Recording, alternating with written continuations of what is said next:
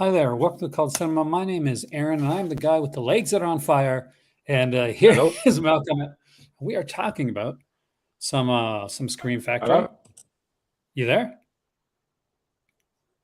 You froze on me for a second, man. I've got a different drink tonight. Oh.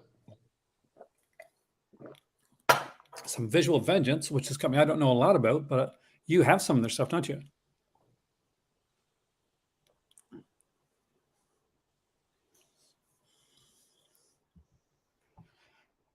And a big hi there to Donna Harvey. I think Malcolm may be having a tiny bit of like issue with his internet. Let me know if it's me or Malcolm that's having an issue with internet. I'm going to look on here and see which one of us it is this time. Because, sometimes it's me. Here's what I'm missing today. What hair I have left, which I think is rapidly gone. Looks like Malcolm went out there for a second, but we should have him back in here in a minute.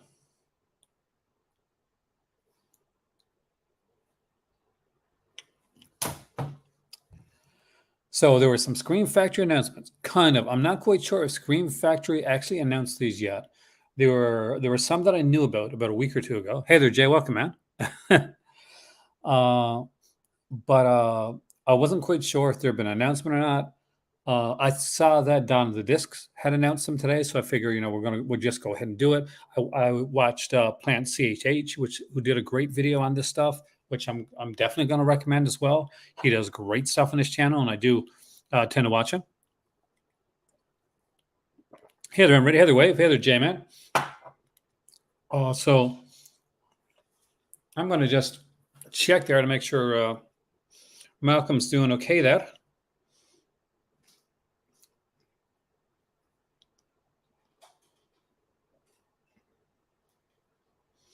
Send him off a message. He'll probably just says come back in and sit. Is it? It is you. Is that better? You're back. Okay, I got no sound. Oh, I know one. Hey, Indy, welcome, man. I've got no sound. Can you hear me? Hold on. You can't hear me, can you? Yeah, smash that like button, share, subscribe. Hello? All that super jazz. As in super chat, super done, super sticker, and donate if you want to. Yeah, I can hear you. I should hear you now. But I normally don't talk about something that hasn't been directly leaked from the company. But a lot of us at this point, we know. And I don't think it was just Don. It was like a few people. Like it's one of the worst, best kept secrets. So I feel okay at this point talking about it. I think Malcolm is just getting his hearing stuff set up. Right, you're good there now, right? Scream will announce tomorrow. Okay. Oh, here I am. I can hear you perfectly now. Normally, I don't usually announce stuff before the announced stuff, so I feel kind of bad. But I'll say for this time, because it is something I'm super excited about, and I am going to recommend. We'll go with that. Okay. But from here on out, I guess I normally don't do things ahead of time, but I was very excited about this, guys. That's the reason. Now, one of them there, and I'm going to have to take the picture right from the Dawn of the Discs Twitter, so I got to give credits due for that. But one of them I really can't talk about because I don't know what's on it. You, Malcolm, we kind of mentioned that too. Yeah. But the titles that we can talk about are the other ones. Yeah, we can. So here's the thing. So which ones are super upgrades for you? For me, Pumpkinhead, I really enjoy. I like Pumpkinhead. I kind of wish it had been all 4 films though, together, in a set. This is Scream Factory. If they can get you to buy 4 separate films separately, they're going to get you to buy 4 separate films separately. That's true. The Blob I'm really excited for because I haven't seen that in years. Night of the Demons, I actually wasn't that keen on the first one. Funny enough. Are you serious? Yeah, but I like the second one. So It's one of those things. It might be one of those, when you get a hit at the wrong time kind of thing. I think with me, like, I guess I saw it at the right time. Like, Night Demons came out was 86. I was 15 at the time, right? Yeah. 86 or 84, somewhere around there. So I've been like either 88. So actually, I've been 17 at the time. So it's been perfect for me. Night Demons 3 had a Canadian DVD release. It's going to be its first time on Blue, and yeah, it's going to be exciting to see that. I would have liked to have had all three Night the Demons on 4K. It doesn't look like they are. It's only the first one's getting a 4K release. Now, I do have the second one already. It depends on what new features are going to be there. So we'll know that tomorrow. We'll actually talk about it I'll be setting up after this video here our streams for tomorrow. I have a doctor's appointment tomorrow because I got going to an allergy specialist at 10 a.m. tomorrow morning. But we'll be doing a video here on this channel, and we'll be doing one on our Patreon for the mezzanine. And we'll be talking about the actual official announce of the Scream Factory titles with hopefully some features. And we'll know then what the Shaw Brothers set is going to entail. For me, there's two things I remember really about like Night the Demons when I first saw it. One, that scene with Linnea Quigley in the store. I think everybody remembers that. Yeah, definitely. And two, the wraparound. For those that don't know, Night the Demons kind of has a wraparound. So when they're on their way to a party, they bump into this kind of grumpy old man, and they knock over his bag of groceries. And he's got like what at first, if you're not actually looking, it's going to seem random. He's got like some apples, got some razor blades, he got some, that together, like me just saying together like that, automatically know where that's going, right? Yeah. Well, that pays off at the end of the film, almost like an anthology film would. And I really like that aspect of it. Actually, I like Amelia Kincaid too. I think she's really good in the role. And I didn't know at the time that she was related to Rue McClanahan, and that she would later go on to have a career. You find out from the Night the Demons, by the way, Blu-ray. This one right here, which I'm sure you got over there too. I've actually got the slip cover for this, but I just don't have it on there right now. And it's she's a pet psychic. I kid you not, she's a pet psychic. How can you lose the slip when it's supposed to be on the cover? When you travel to another continent and you want to make sure your slips are okay, so you take them all off here, and you don't want to have your stuff stuck in customs. I get you. So problematic stuff goes off. I just shoved all my slips in a Jiffy bag. I put them hi everybody. Just saying hi everybody. I noticed your comments. See, for me, and this is kind of where I'm like ending.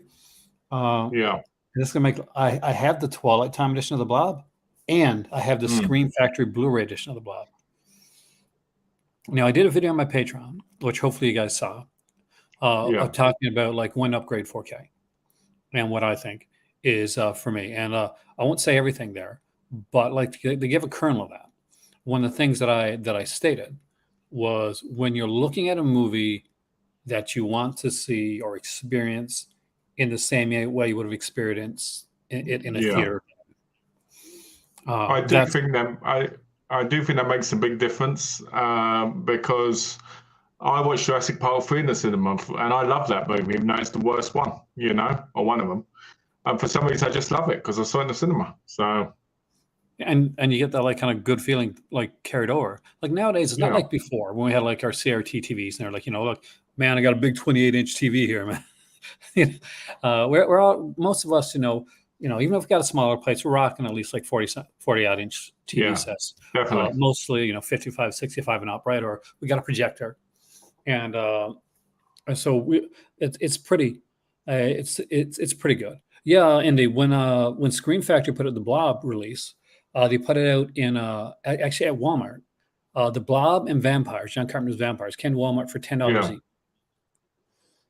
That's maybe the best month of all year. It is great, actually. You haven't seen Night Demons 3 is really fun. Night Demons 2, I remember a lot because I'm a big Dallas fan. And the star of Night Demons 2, I'm pretty sure it's Kathy Podwell, right? I believe so, because I've got the 88 Films version. I've got the olive version here. But I forgot the 88 Films version now. Yeah, they released number 2, and it came with a slip. Oh, nice. I should have got that one. After their announcements, this is a pretty big step down in October for you. I agree. It's hard to beat, like, it's Hellraiser on 4K. That's a pretty massive announcement. But as far as like for some of the stuff goes, I like Night of the Demons. I think it's a nice series. Pumpkinhead's really cool. I mean, if I wanted to go on thing what I'd pick from this, I'd pick Pumpkinhead because it's such a strange movie. I'd pick the Blob, obviously, and I'd pick the Shaw Brothers set. So to me, if there's a Shaw Brothers set, it's a win. Oh yeah, like I'm sure there is. We'll find out what it is tomorrow. But for me, the top 3 right there. Blob, Pumpkinhead, Night of the Demons. But I already have Pumpkinhead, and I already have the Blob. I already have Night of the Demons. Yeah. But if I had the bones to upgrade them, those are 3 that I wouldn't mind upgrading. Now, Night of the Demons, I initially saw on VHS. I didn't see in the theater. So if I can get a theater vibe for that one, that'd be kind of good. Because it is a movie it's lower budgeted, but it is visually good. It's got some weird like aspects to it, but I really like them. I'm hoping there's going to be some new features. If the Blob is just what it is, like I still kind of want it. Me too. I love the Blob's isolated score. That's one of the best things about the Twilight Time edition. It is. And you know what? I'm going to say this here. Some people are going to hate on this, but I like Pumpkinhead too. I really did. Didn't they release that? What? Didn't they release that? Didn't Screen Face release that on 4K with the first one then? It's Pumpkinhead 2, man. Pumpkinhead 3 and 4. No chance of 4K on those. They're sci-fi film releases. Unless you buy from Vinegar Syndrome, then you might do because of what they've been releasing lately. So there you go. But Pumpkinhead 2, possible. But I think Pumpkinhead 2 was a straight to DVD release. I don't think that did a theatrical. But these 3 movies here did theatricals. Night of the Demons, Pumpkinhead, and the Blob are all theatrical releases. So it makes sense for them to go there. And it kind of makes sense for Night of the Demons too. I'm very excited, by the way, Jay, about the Terror Vision. I was going to do it live, but where they're going to be on Facebook, I'm wondering if I should do an afterwards reaction as opposed to a live reaction. I'm still going back and forth on that. It's all going to depend on how much my legs are on fire tonight. Well, why don't we ask as well? Would people like, if Aaron's okay, would you like to see something like that live, or would you mind seeing an after, like an after thing? Because we can look at after, we can look at before, or do it, I mean. I will say there is to push the subscription, definitely. Get more people subscribed to the channel. That's a massive drop, over 20 Blu-ray announcements. And I know we've had things like, like 14 or whatever before for like partner labels. That's a different thing. That's a whole bunch of different labels. This is one label announcing 20 movies. That's something that's almost unheard of, like in the industry. I mean, I reckon there's going to be at least some 4Ks in that. There might be a box set. And the rest being Blu-rays because they've already announced their first 4K. So, what is their first 4K? I can't remember now. When the Screaming starts. Oh, is it? Oh, nice. Yeah. So I'm happy about that because to me, the more 4Ks, the better. To be honest, because it means I'm getting them even cheaper. For me, right now, like you're a subscriber, like. Malcolm's got the big subscription for television. He went all in with the $1,000 subscription, which is the biggest subscription you can get. There's 50 movies. Next 50 releases that comes out, he gets them. Yep. There's another 4K coming soon. There we go. 4Ks, 20 announcements. Going to be incredible. I'm really curious about the Kung Fu movies because they announced that they'd got the rights to 13 Kung Fu movies. So I'm hoping some of them are some real good classics from when I was a child because that would be incredible. It's going to be an interesting day tomorrow, Malcolm, because we're going to be talking about Terror Vision. On Patreon, we're going to be diving deeper into Melusine. Yep. And I have been watching certain cinema today in preparation for that. Mostly in the background. It's like when you're younger and you're like, okay, yes, I'm invested. I can't wait. I'm renting one of these type of big box films, and you're excited and you're got it's a date or you get your friend, whatever. But when you're an adult, it's like, okay, now I'm going to make some tea. I'll kind of like listen to it in the background. It's That's what it's funny you say that because I watched Marathon, right? I yeah, don't know if you remember that one, but it's basically just two big yeah, multi people, right? And every now and again, I'd walk out the kitchen and start talking to my wife what was going on, and I was like, as a kid, I'd have been like laser focused on it, like yeah. You will. It'd you be like, know, oh my god, and then you tell your friends the yeah, next day and everything. exactly. I'm a Not the big biggest television television. guy, but I wonder. Maybe this can change your mind. Maybe Tony, this will get you into television. Maybe. I think the problem with television at the minute is if you look at their lineup, what they've got, it's a bit niche. I mean, you've got Attack of the Killer Refrigerator, which Yeah, has two films on it, but then you've got Linnea Quigley's Horror Workout, that is a good one. you That know, one I like. which is good, and then you've got Santa Claus, which I really like. It's so goofy, but I like that. What else is there?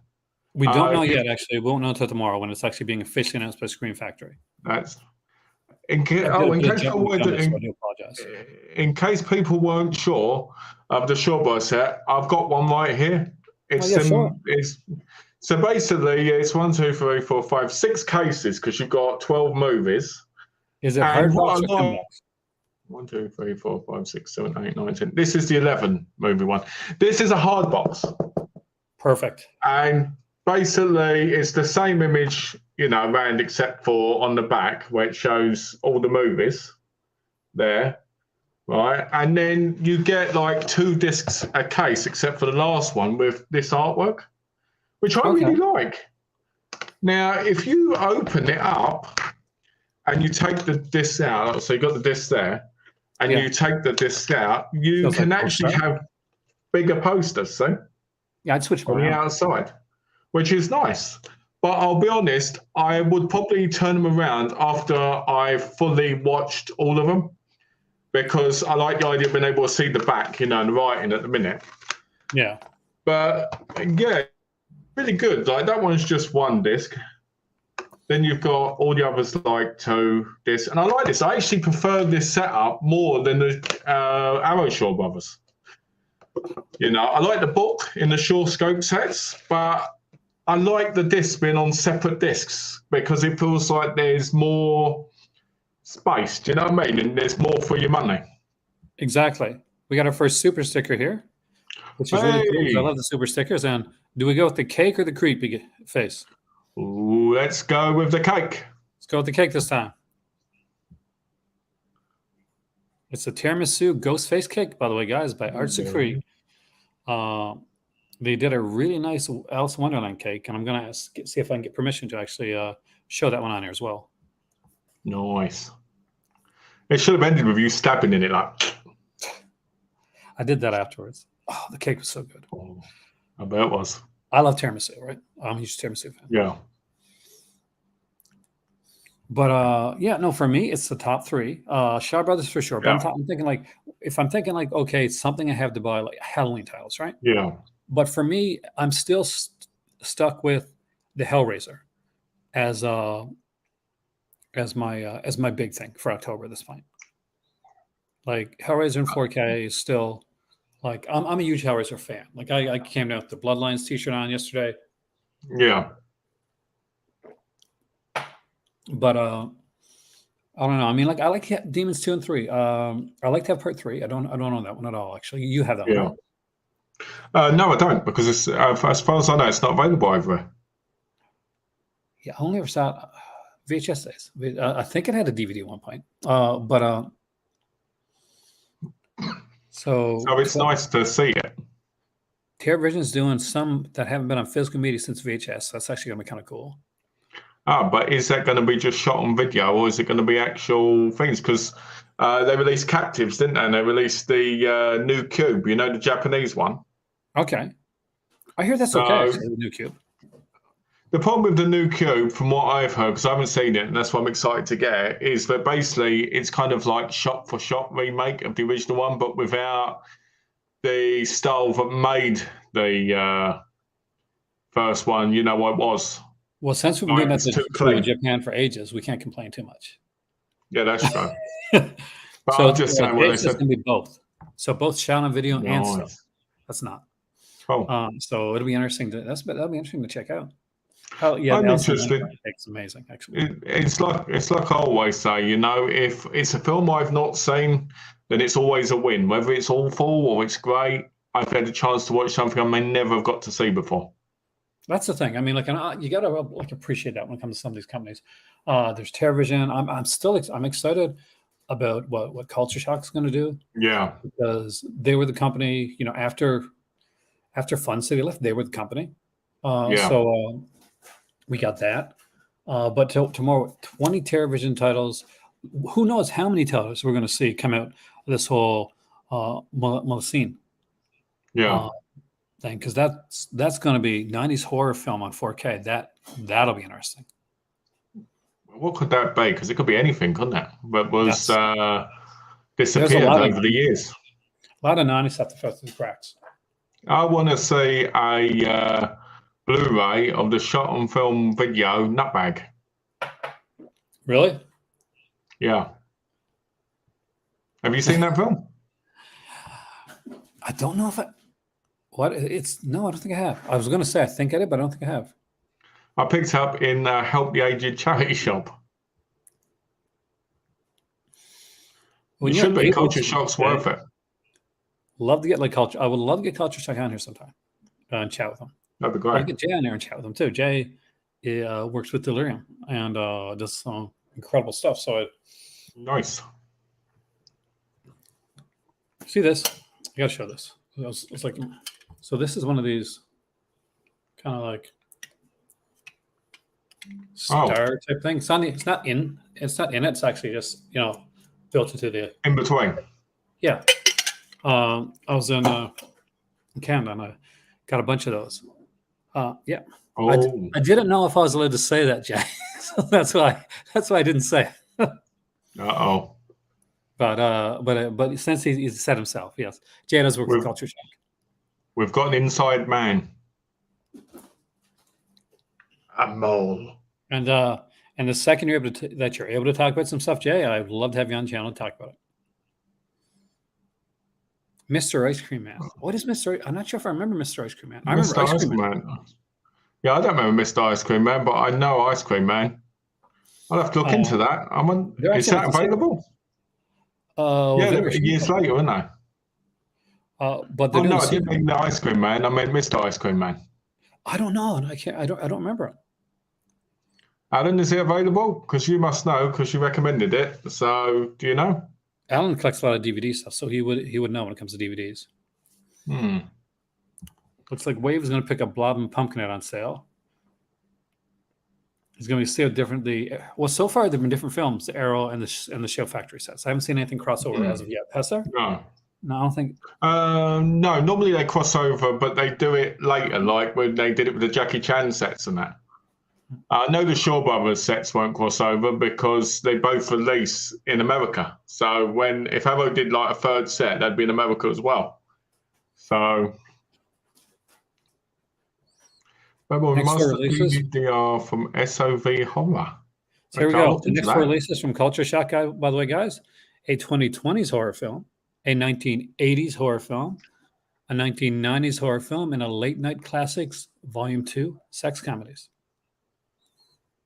Yeah, that's kind of exciting. It is very exciting, actually, especially like I wanted the first late night classics. I still got to get that. I know you got that. Yeah, I've got that. Yeah.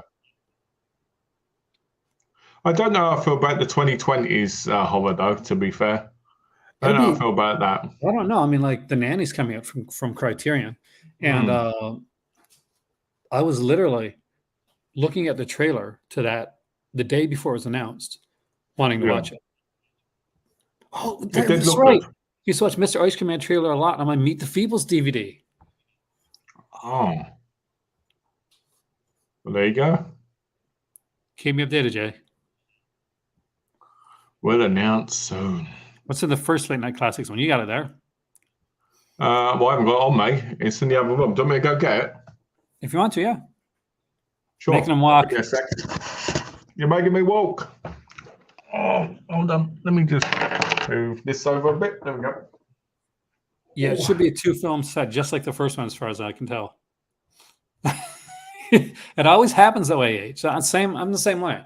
I'll buy something, and then they'll announce something else, like a 4K edition of it, or a big edition. I remember picking up all the Friday the 13th DVDs, right? Remember when they put those Ultimate ones, those 2-disc ones, and it was just shortly after, like, so I was late picking them up, that they announced the Blu-rays.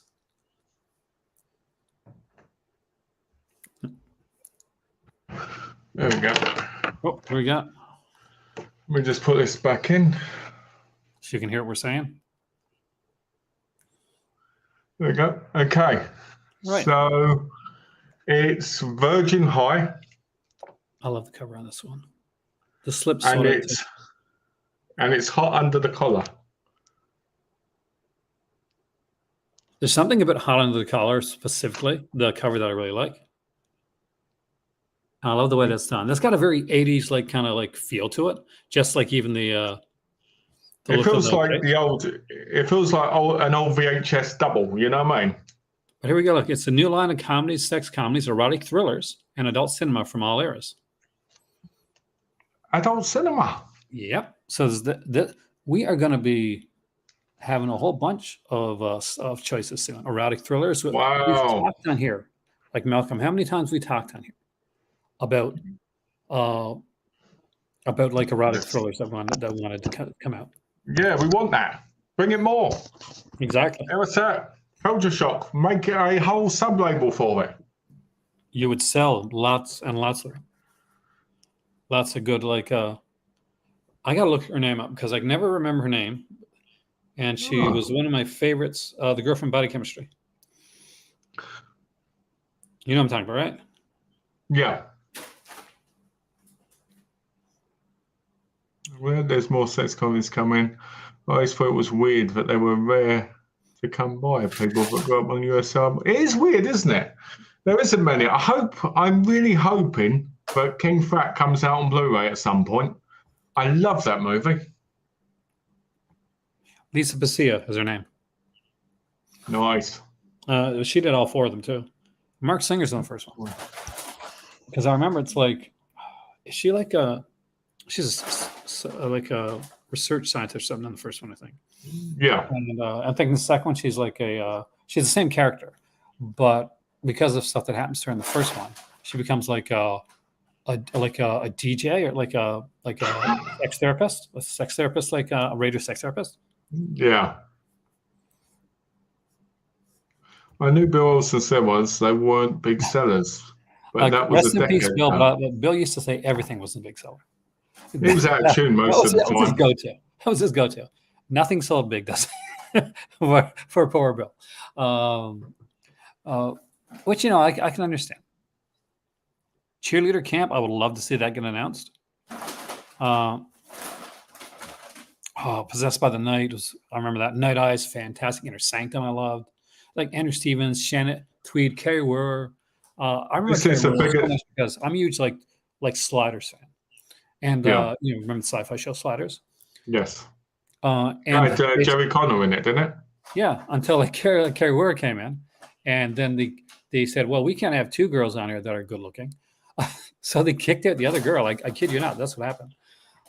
And then after she left, then Jerry Conlon left, and his brother, who had just come into it, also left. And then pretty much and then just before them, John Rhys Davies had left. So there's one actor from the original cast that was on the show. It was all new people.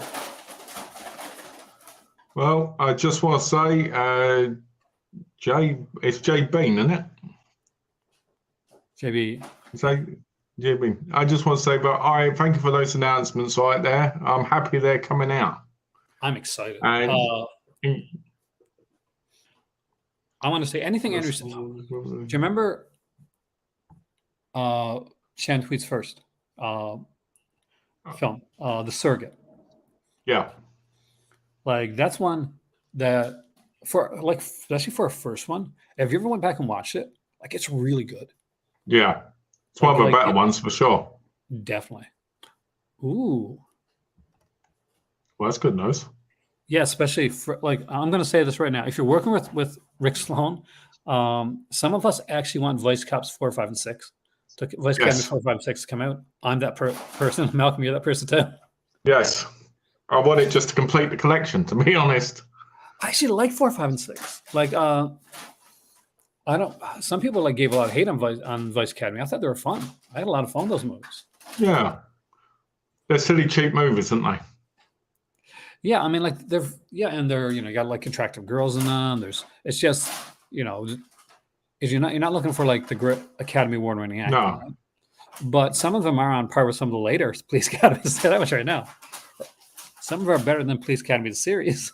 I tell you, I was so glad that Pulse released them. I think it was in France, because there was no one else paying that ridiculous amount for the VSA. Oh, it's right though. I got the VSA actually. You got them all on DVD. I got the first 3 on DVD, and I got the first 3 on Blu-ray because of the VSA release. Because you bought it at the time it was that, didn't you? Oh, the second was announced. Man. I ordered that. The second was announced. Yeah. I was in. I wasn't even home.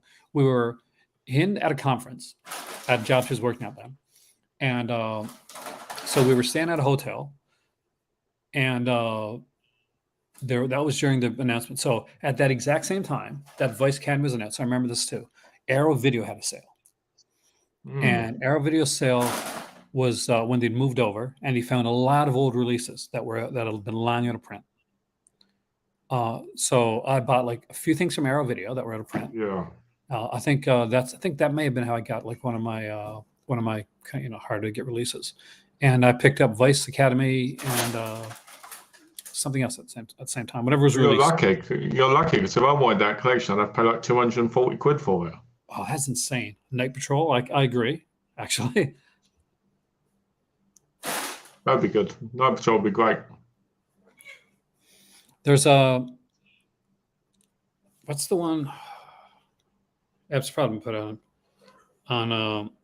Blu-ray already, but I want to just check on this one. It's not Night Patrol, I don't think, but it's what's the name of it? It's killing me, man. You got some visual vengeance, don't you? I do, yeah. Let's get an eye on those because there's some new visual vengeance coming out. All right. Let me move this over it. Does anybody in the chat have any Visual Vengeance Blu-rays? I'm going to honestly say I knew very little about them. Yeah, it's quite a few of them. I mean, this is I think this is a complete collection up to date. Oh, wow. There is more than I realized. Because they're a sub-label, I believe, of Wicked Eye releasing. Yep. Because I've got a couple Wicked Eye releasing ones here as well, which I picked up when I picked the others up. Do you know what I want? Okay, so to get a really nice release, Night Shift. That would be great. That would be a really good one. You did? What happened? My cat apparently got out of his cone somehow. I don't know how he did it. Hold on a Was sec. that what all that noise was? That might have been. Little sneak. All right, guys. I'll be right back. All right, guys. So one of the first ones I've seen from Visual Vengeance was Slaughter Day. Now this has got Slaughter Day 2, Slaughter Day 3, Slaughter Day 4. What was the other one that's in it? Full Metal Platoon, right? And basically, it's an Evil Dead kind of, spin on a low budget. The first one's really all right, but the other ones, because they're like when they were teenagers and that, they kind of feel very hit and miss. And I've got to be honest, the video quality is not too good. Now, it's shot on video, but it's lower shot on video because of the time, Sometimes shot on video, you have some good stuff, and sometimes you have to go with the picture quality. So this release comes with stickers. It also comes with a linear note booklet, which is actually quite nice, like that. And it also comes with this poster. Oh. So very nice, a very nice release. And it comes with all the artwork too. If I take this out, if you can see that, there you go. Oh, nutshell, I'd like to do. That would be quite good actually. The underachievers. And put this back in. There you go. Put that there like that. I picked up this one because I thought it would be good because it's Japanese and it's called Bloody Muscle Bodybuilder in Hell. And what I like about these is the slip covers are different to the main cover. So if you see, look right there, look at the detail on it. It's beautiful. So this is only a 60-minute movie. And I think there's another one on there if I'm correct. There might not be. But they do have a lot of special features, which is nice. If you look there, you can see a lot of special features down there. So this one, which is pretty cool, it comes with stickers again, because you get all these stickers all the time to put on the actual cover. And this one comes with a rent card as well. Oh, that's rent cool. 10, get one free. Yeah. And it comes with linear notes, again. And another poster. They're the ones who put that out. Yeah. So it didn't that was quite nice. There. Now, I will say this. One of the ones I got, which is really awesome, right, is called the Necrophiles. Right? And when you pull it out, it looks like that. But guess what you get in it as a bonus? You get a Necrophiles condom. Are you serious? Yeah. What was it? Oh, God, we were in London, and we're in like a shop, and we bought one of those those novelty like things at the time. Yeah. But I can't remember what it was. But it was kind of one of one of those layers ones. So basically, don't use novelty stickers like again. prophylactics, but like guys, they're there for show, not to use. Cool. So I've got one more. Well, I've got a whole load, but I've got one more I've watched. I would say that Bloody Muscle Bodybuilding Hell is a fun kind of Japanese Evil Dead kind of ripoff, on shot and video. It's a really fun movie. I highly recommend it, but it's only 62 minutes long, so get it if you see it cheap. Now, these slipcovers are supposed to be limited, so you might not get them, but you might do because they're still around. But I don't know what the stock thing is for that. So you've got linear notes and you've got a poster again for this one. I like that poster, man. What I like is they're very video store-ish. Do you know what I mean? Yeah. I like that. So the last one, than the outside. Exactly. I actually like them more. So this one is my favourite one that I've watched. I'm not going to use that rubber. Well, I'm married, so I'm not going to. If I wasn't, I probably would have. And then we got this one right here. I won't say the title, right? But I will say, hilarious movie with a hilarious end. This one, I think, comes with stickers. You think that's one of the other thing? You get that? Yeah, exactly. So you get that. That's the sticker.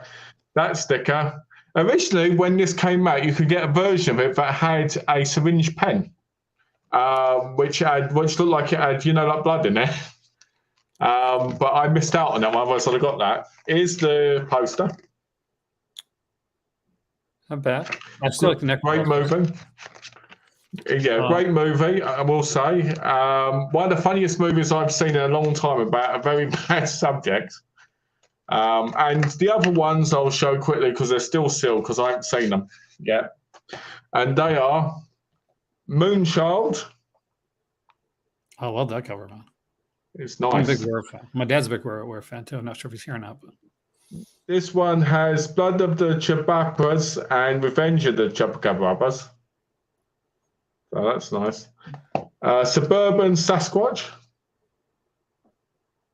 And this one, has Linnea Quigley in it, and that one is Heartland of Darkness.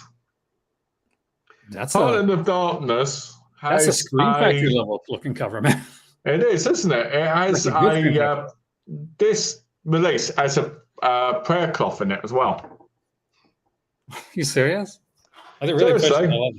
Okay, but now just for a second, take that one, Heart of Darkness, put up against the Chupacabra one. Oh, here we go. What a massive difference in artwork. I know, right? I think it's funny because I was saying to the wife, I got these, the best cover art for most of them is the one that's actually under the slip. Yeah. You know, which makes no sense because you think exactly. So you'd think it would be the slip one, wouldn't you? But who knows? Maybe there's an even better one under that slip. So you'll find out when you watch it.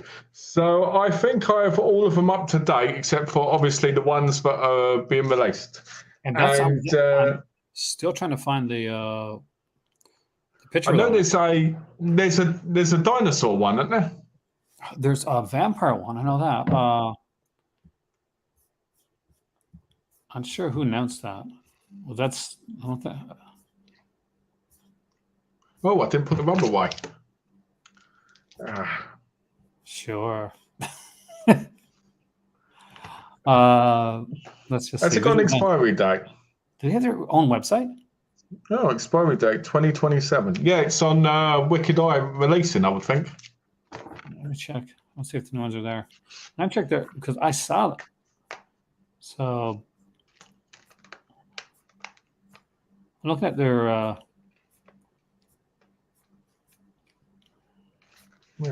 Because another thing is the vampire one. Oh, wildeyeReleasing.com.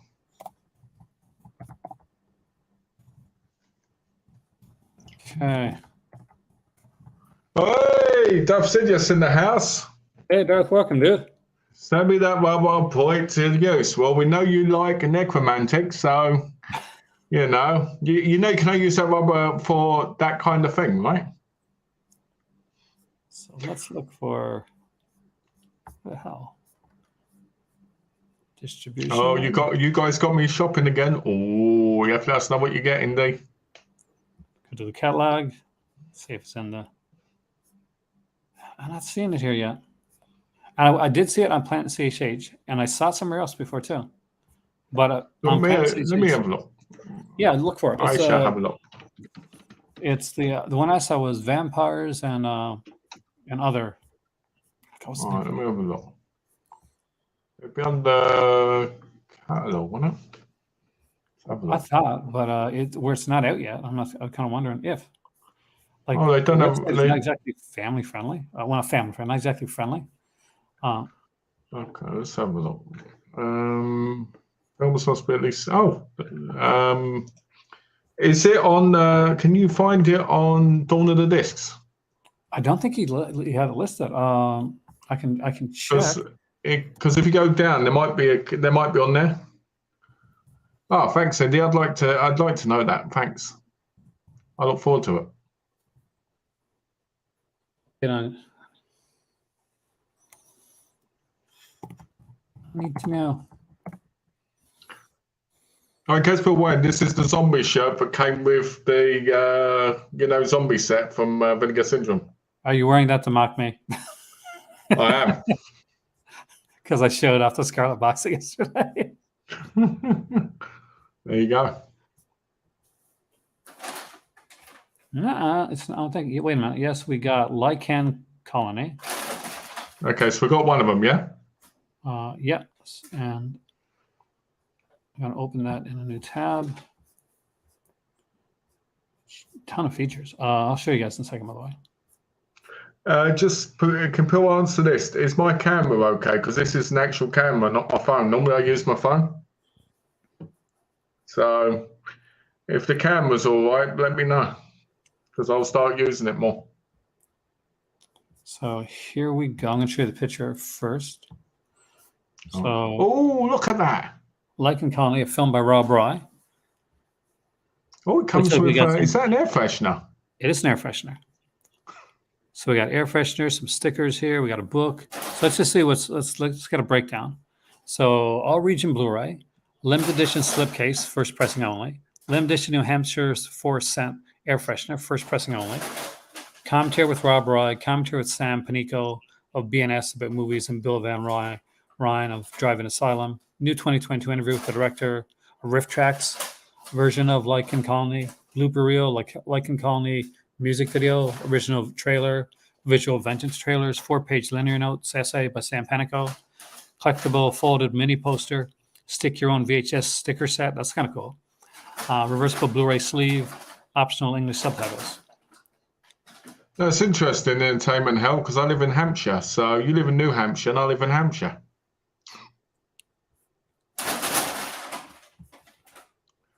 The other thing I will say is to talk about that set, because Indy said lots of features. They nearly all have lots of features on them.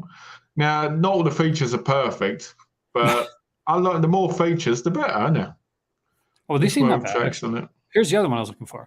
Vampires and Other Look at that. So again, we got those VHS type of stickers on there. We got a kind of VHS retro cover on the inside. Love the photo poster. I think the slip actually beats that inside. Actually, I think you're right. We got over 7 hours of new bonus content. Oh, look at that. 3 commentaries on here. We got director interview, actress interview, actor interview, another actress interview, makeup effects interview, special effects interview, photographer interview, publicist interview, behind the scenes image gallery, early Super 8 films by the director, original trailer, visual vengeance trailers, 6-page linear notes, stick your own VHS sticker set, collectible folded mini poster, reversible sleeve art with original VHS art, and optional English subtitles. They forgot a special feature. Homeless man who was outside the set while we filmed it. Interview. Yeah, he's doing a commentary. Carrot Top's commentary. There you go. I wish more of this had the riff tracks on it. I love having those easy to. Yeah, I agree. So agree. I love when riff tracks put stuff on there. Posters are your weakness. There you go. I'm guessing you've got a lot of MVD rewind releases, Tony, because it just makes them feel more collectible. They do. More worth picking up. I'm a sucker for MVD. Every time I go to Canada, I usually have 2 or 3 that I come back with. I had like 2 or 3 this time too that I grabbed. I remember because I picked up Massacre at Central High from Synapse. Yeah. And there was that the steelbook version. Nah, I'm not big on steelbooks unless it's got a really nice steelbook. The Mothra steelbook was good. Wax House of Wax got a really nice steelbook. Not in North America, but like outside North America. Yeah. But for me, because I like options of turning artwork around, or I loved the old window boxes that Arrow Video used to have. I love the reversible artwork. The thing is, if you got a steelbook and you don't like the artwork on the steelbook, there's no way around that. That's true. It's not actually the Carrot Top commentary is not bad. A big heads up for a big shout out to the first person that actually knows where that Carrot Top commentary is from. Alan, I have the Kindred Blu-ray DVD combo steelbook. I have that. Manchester Morgue, Tombs of the Dead, I think it is the other one. I've got the 4 of them. I didn't get the Demons ones because, the 4Ks are out. So, but I have those ones with the slip covers on. That is the movie with the Carrot Top commentary, by the way. It was a secret commentary on there. A Rules of Attraction, which is a favorite movie of mine. Does anybody know why Carrot Top has a commentary on Rules of Attraction? Because I know, because he has a sex scene in it with James Van Der Beek. It's actually because the guy that wrote the book, and of course wrote American Psycho, Bret Easton Ellis, had filmed a commentary for it, but at that time he was so high on certain illicit substances that his commentary made absolutely 0 sense. It was just him saying what was going on the screen over and over again. So he asked them to scrap the commentary, and they put in a secret one. Oh, nice. I did not even And know Lesson that. Zero, yeah, now owned by Disney, which won't get any. If Lesson Zero comes out on Blu-ray or 4K, it won't be coming out in Australia, which is again a very, Nope. very sad thing. Hey there, Ready? Welcome, man. Now, the good thing, Indy, while you're over there in Canada, here's the thing to know: MVD rewinds extremely cheap in Canada, extremely cheap. Like I don't think any MVD rewind that I picked up ever cost me over 20. That's not bad. And they put out some really nice stuff. I don't know how much their 4Ks are. I'll know when I get back to Canada, but Yeah. I'm not sure quite yet. I know I had Drive, but I've got the 88 Films 4K of that now. I've got Angel Town, Showdown. What were the other ones? No, actually, I bought mine actually, ironically, from Sunrise, and Sunrise is known for being like a bit more expensive, but I got mine for $20 Indy from Sunrise. Nice. I've got that Tenebrae Steelbook because it's got that yellow documentary in it. Yellow Fever, yeah, I got that one too. Yeah, that's why I bought it in the first place. That's a gorgeous set. It is really, really worth the money. It's the reason I want to upgrade Tenebrae to 4K, but I have that, and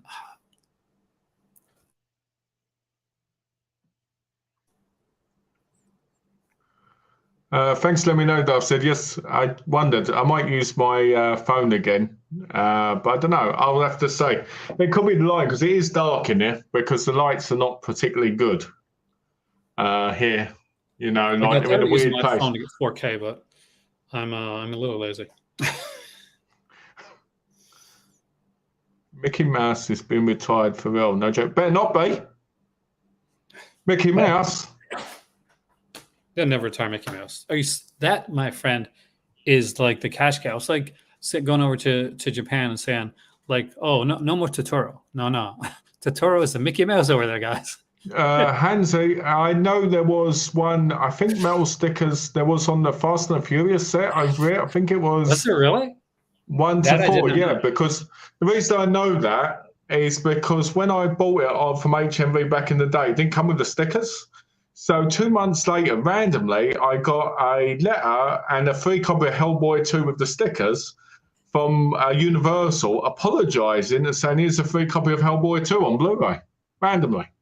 Oh, that's cool. So people must have complained about that. But yeah, I think that was one. There's some others out there, but they're far and few between, I think. Mickey Mouse will always be merchandisable. Of course, same as Goofy. I love Goofy. Goofy's my favourite Disney character. Me too. I live my life by the Goofy code. I loved those old Goofy, like they used to have these like short films, like live action films, not Disney, but they did like Guide to Golfing, man, and God Going to Work, all this type of stuff. And I have like this this guy, like, and you see them on a lot of Warner Brothers discs, right? And they did like kind of parodies of those, which were parodies themselves with Goofy, and they have like sports Goofy and like Goofy, like trying to get to work and like good luck and stuff like that. I will say this: I wish they'd released more of the Mickey Mouse shorts because I would love to actually own them more. Oh, yeah. I got the Disney Treasures. There's no way in hell I was going to get those. And I've got the Blu-ray that came out, the first one, which had the anniversary shorts. Oh, brilliant. I like that. Yeah, that's the real Donald Duck for you. When he went crazy. The more the Donald Duck that warms your heart. Exactly. The Donald Duck that wants to just take care of all the other little ducks. Lucio Fulci must have been like scarred at some point in his life with Donald Duck. For those who don't know, Donald Duck is used in 2 Lucio Fulci films. One of them is New York Ripper, where the killer talks like Donald Duck, and the other is a very important like clue actually in a movie called Don't Torture Duckling. where there's a Donald Duck like kind of like doll in the film. So yeah, Dario Argento was discarded by Snow White and Seven Dwarfs and all those early like Disney movies. That's why he made Phenomenon. For those who don't know, That's where you can still see it. You can see it on his face still to this day. We're all scarred by Disney. Who didn't go in there watching Bad and be like, "Oh, this is going to be what the." I can tell you what scarred me. When I was a young lad, very young, I went to the cinema to see Tarzan. Right? And I'm sitting there and I'm like, oh, I love the gorilla in this. It's so amazing. Yeah. And I'm jumping up and down in my seat and everything, you know. And then, boom. And I'm like, I cried. I cried the whole rest of the movie. I still can't watch that movie again. I used to find the scene in Pinocchio when they're getting changed into the donkeys, and it's kind of like off screen type of thing, like pretty horrifying. And the wicked when the wicked queen turns into like the witch at the end of Snow White and Seven Dwarfs. Yeah, like that was a horrifying looking character. That was horrifying. There you go. So me and Tony were scarred by that. You were scarred by that too, right? That's what you don't ever. She's running up the thing, like she falls off. There's the boulder. It's like super cinematic. Never take stuff from strangers. That's the key. But that had a weird thing, like never take stuff from strangers. But that being said, if a stranger wants to come by and like just like mac on you, mac on you, yeah, like the prince just comes on. I think I'll kiss her. Well, yeah, that's good. But he does. But he is waking her up, so there's a difference. Oh yeah, and Sleeping Beauty too. Like all the. Can you explain? Honestly, Sleeping Beauty. All the princes are going there to try to rescue her. Well, in reality, if it was modern day, they wouldn't be kissing her, would they? They'd be doing other stuff. There's movies like that. I'm sure there is. Rescuers 77. I actually like the Rescuers sequel, Rescuers Down Under, better than the Rescuers. There's my hot take for you. I always loved, Chip and Dale Rescue Rangers. Chip and Dale. I better not sing that. Disney come by. But yeah, I love Chip and Dale. I love Chip and Dale's Rescue. I love I just wish we could get more of the old Disney, not the movies, but more of the shorts and stuff, you know, but it's kind of been lost in time more. I mean, it's not even on Disney Plus. Well, that's the thing. Well, here's the thing. I'm a huge fan of like something like Recess and Weekenders. Huge Weekenders fan. So for those, Weekenders was a show that came out around the time of like Recess and Fillmore and all those, and Pepper Ann and all those type of shows. Disney's like one afternoon. So or one Saturday morning. But either way, to this day, I'm pretty sure Weekenders is still not on, is it? On Disney Plus, is it? No, I don't believe it is. But I ain't got Disney Plus, so I could be wrong because it might have changed. It hasn't been since I'm favorite live action Disney. Parent Trap. Parent Trap for you? Parent Trap. Yep. And another one called Genius from the 90s. I'm gonna choose. I really like Swiss Family Robinson. I did, and 20,000 Leagues Under the Sea. Yeah. For like the early stuff. But if I was going to say later days, it's going to be something wicked this way comes. I do think the original Parent Trap is better than the remake. Oh yeah, and then there's the Moon Spinners. Blank Check. Blank Check is such a weird like kind of like premise when you think about it. Like, hey, we gotta let's look at this. Like, oh, by the way, this is also coming out. I'm not sure who's putting it out, but I wanted to mention this. I can tell you, SOS releasing it for $72. Is it $72? Yeah, on Blu-ray. So Tim Ritter, for those who know, he made a whole lot of these like kind of like what's it, Truth or Dare, and a bunch of other like. Yeah, it's Blu-ray. It's Blu-ray R as well. It's not press disc. Oh, I love the cover. There's none of Blu-rays are. Did you see, by the way, Truth or Dare? Like the first one? I might have done. I'm not sure, to be honest. I remember because I had the VHS because we owned a convenience store, and like I mentioned before many times, we had all these VHS, and I had to like watch them all because there was no cases. They were the real movies. They weren't like burns or they weren't like rips. They were like actual the movies. It's just like the cases got like fluff. So I get the Truth or Dare, and I think they're in a campfire, and she's like daring him to do stuff like I dare you to like what's it like what's it, rip out your tongue, cut off your something weird like that. Anyway, and I'm like, the hell am I watching? Like I was fascinated, but I was like, this was a choice. This was a choice somebody made. Did you see all the films that are in it? Because it's on the SRS website. Well, let me check. Actually, I probably didn't. I actually own a few of them though. Because I put some of them. Because I put some of them in my cart on the shop app. Okay. But it's like $50 shipping. Are you serious? If you want them, if you want them sent, you say it was close, $69.95. Yeah, it's like $19 for one, and then it's like $50 for two or three, and then it's like $70 if you want five. So I was like, yeah, I've seen Twisted Illusions 1, I think. Haven't seen 2. Pretty sure I saw Creep a long time ago. Dirty Cow No Donut, I have not seen either one of those. Reconciled Through the Christ, I haven't seen. A lot of features on that, man. Where are the Truth or Dare films? They're not there. Are you serious? Yeah. Because it's the SOV years, right? Wait a minute. Okay, no. Twisted Illusions, original. Oh, that is Truth or Dare. Oh, original 1985 VHS release includes the Truth or Dare segment. So it's a segment. It's not an actual film. It was. I mean, like when I saw Truth or Dare, it was like, or maybe it was called Truth or Dare, or one of those things where you do it on VHS. It's like Truth or Dare, aka Twisted Illusions. Okay. Because what I saw was an actual film. But yeah, so it's a 4-disc set. Looks like. It's quite an expensive set, and you got to remember it's a Blu-ray R. It's not press discs. Yeah. That's what you have to remember, because there's a few of these sets. There's another one, something filth, which I was looking at, and I think it was like $80.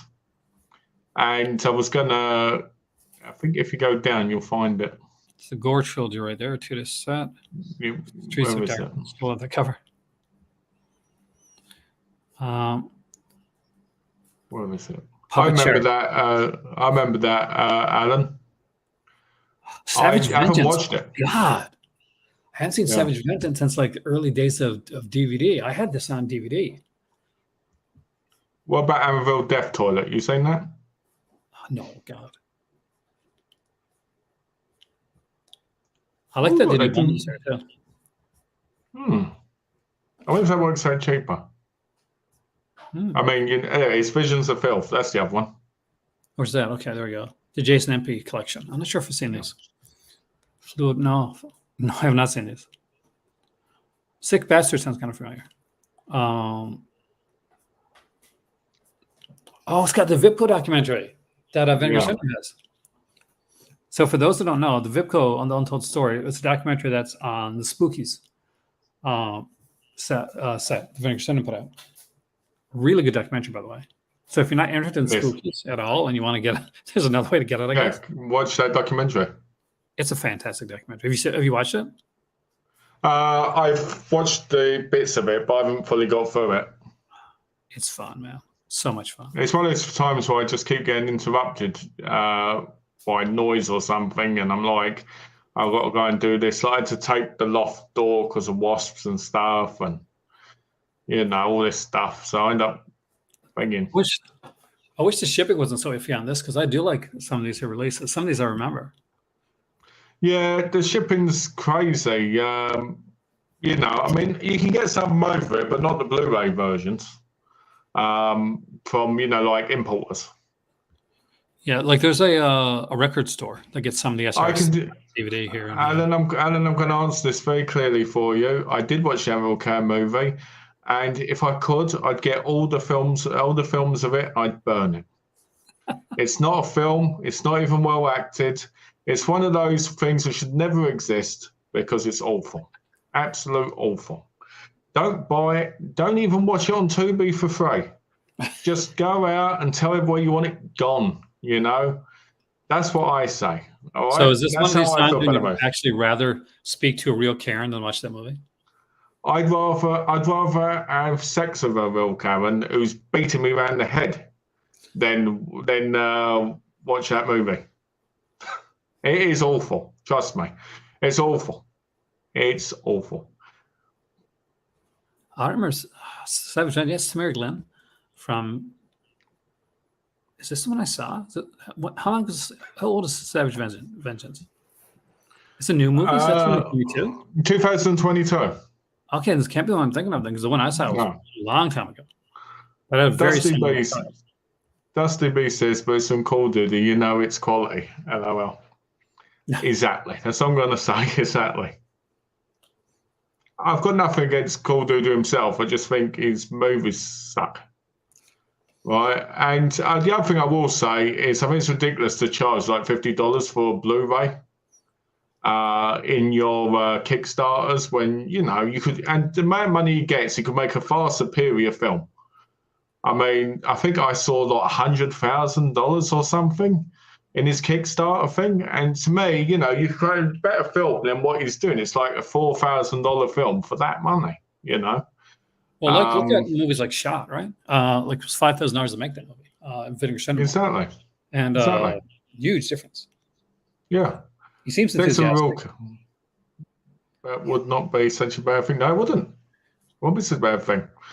He seems enthusiastic, but I haven't seen anything by him that I could call watchable. Exactly. I mean, like I said, nothing against Call of Duty, Sean C. Phillips. You know, he's always been a bit awkward. His acting's awkward. He's awkward in his videos. But then, to be honest with you, I don't think he's a bad guy. I just think for someone who says they've got such a big passion of film, but he put more effort into it and have more care at bringing something to life and having life that people can enjoy. But in my view, I think this is going to sound very sad, I think he's sold out to the whole David Sterling way of movie making, you know. I like some David Sterling Sure, I mean, people can like him, but what I'm saying is they're not exactly the most brilliant movies with much thought or much care, you know. You know, yeah, you could get at one point you could get that poster and the Blu-ray, I think, for like $70-80 together. Are the actors in it any good or anything like that? I don't know. That woman, Francesca, I've seen her in a few things, and she's not that great. That is too bad, because it is a nice concept. Like, which is a shame because now the concept's used. Like, it's a good concept if you actually make the movie, and it's not a movie. It just feels like they're just walking around talking and just going, "Oh, let's film this." You know, and it's sad considering some of the films actually have real talent in them. You know, like Scout Taylor Compton and stuff, and people like that. Like Sean Phillips movie? Yeah, she's in one of them. That kind of makes me and you sad. you just think, why would you go in a movie like this where you know it's not an actual movie? Because she's a good actress. She is. He seems worthy of better movies. Exactly. There's a lot of people, I would say, Dusty, are in these movies. The problem, I think, if I'm honest, is these movies are made today for the same budget as, let's say, the SOV ones. They just don't have that same kind of feeling to them because they're made on a HD camera, right? So you kind of look at it and you want more from it, right? But the problem is these actors, actually, they think, oh, this is my big break. I'm going to do something great and I'm going to be in the big movies. And I think a lot of these films, right, like the ones David Sterling, Sean C. Phillips are making and other people, they're kind of like the lower tier. And I think what happens is you get in that and you see that you're not being pushed to act as good as you can because it's not required yet. It feels like one-shot takes. And that's the biggest problem, I think, with these, because they're killing people's possible careers. There's some really beautiful women, great actresses, some great actors, and they're in these films, you know. And you might go, that's what I mean. The heart's not there. As when you watch the SOV ones back in the day, there was some real heart and soul. You could feel it, you know, and it's hard to hate them. Yeah, Angel like, and Eyes is from that's the how early they 90s. became. So they got their spot there. Like Mike Ferguson pops up in a lot of these lower tier indies. Seems worthy of better movies. That's the thing. There's a lot of these people that you hope are eventually going to get they're breaking Acting, something better. yeah. Because when we watch these movies, like a lot of these movies were not movies that were fantastic, were great. But No. a reason that we like them, the reason we're like excited when we see them come on Vinegar Syndrome or Severin, like see these weird releases that people look at us sometimes kind of strange. Like, what are you excited about that for? Like, what do you want to see? Like, I don't know, what do you want to see? What do you want to see Ticks for? What do you want to see one of those, like, that movie wasn't great in this time. That movie didn't do well. Yeah. But those movies had heart. Those movies had, like, you could tell the people behind Yeah. were working hard. And a lot of bologna sandwiches during Yeah. some I of those mean, films. I'll give you a prime example, right? I watched Santa Claus, right? Yeah, That movie, not the greatest movie, right? Not really, right? But it's got a lot of heart and it's funny, The killing is funny, the story's funny, and it's got a lot of charm to it, right? And you just feel that everybody involved was having fun. And that's what you want in those kind of movies. It doesn't have to be the greatest movie, it's the idea of the fun of it, And that's the problem. And it's the same thing when you see these other actors, especially older actors, like I'll give an example, right? You see people of like Doug Bradley's caliber, right? I'm not saying yeah, Doug Bradley, I'm saying someone of that, but was famous for a thing. And then you'll see him in these kind of films, right? And you're like, it's like when you watch a wrestler who's now on the indies getting $50 a night when he was a superstar in WWF or something, in a day. yeah. And you You just watch, go, this must be a real knock to you to a degree, And it's depressing. It really is. I am getting the Alf collection, hopefully at some point. I love Alf. I got the Elf series. I own 2 copies of the Elf. I'm not even joking. I have 2 copies of Elf, the TV series. I I don't know love if it was Alf. the animated stuff, but I used to like the animated series a lot, actually. Because Sharpage are releasing it, aren't they? They are. I actually got the old release, and it was missing 1 disc.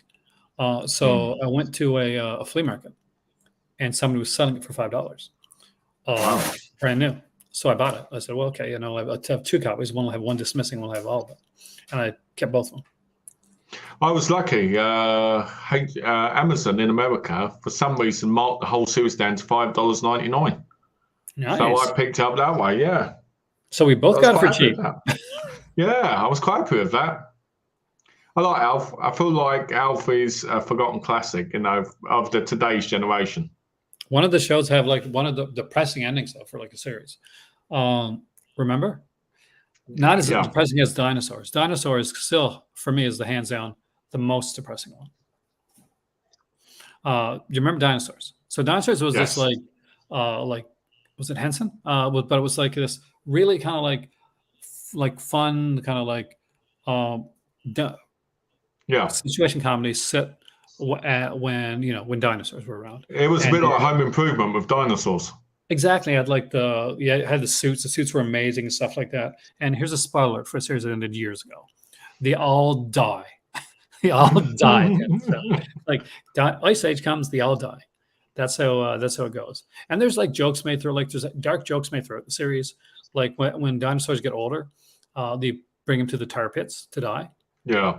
And because there's an episode where the grandmother is there and the mother-in-law, and he hates the mother-in-law, and he can't wait to bring her to the tar pit, but doesn't end up doing it.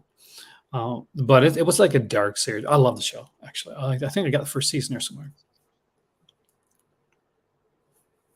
And somebody mentioned Hot Dog, the movie. I remember that movie. Actually, I saw it on That's VHS the. today. Isn't that the one that's released by Synapse? I think so. I think they put that out. Yeah. But Dinosaurs is on Disney, isn't it? It might be, actually. I think it's on the Disney Plus. So was it Selma Diamond? I don't remember It might be. But yeah, I think it's on Disney. I think you're correct. Yeah.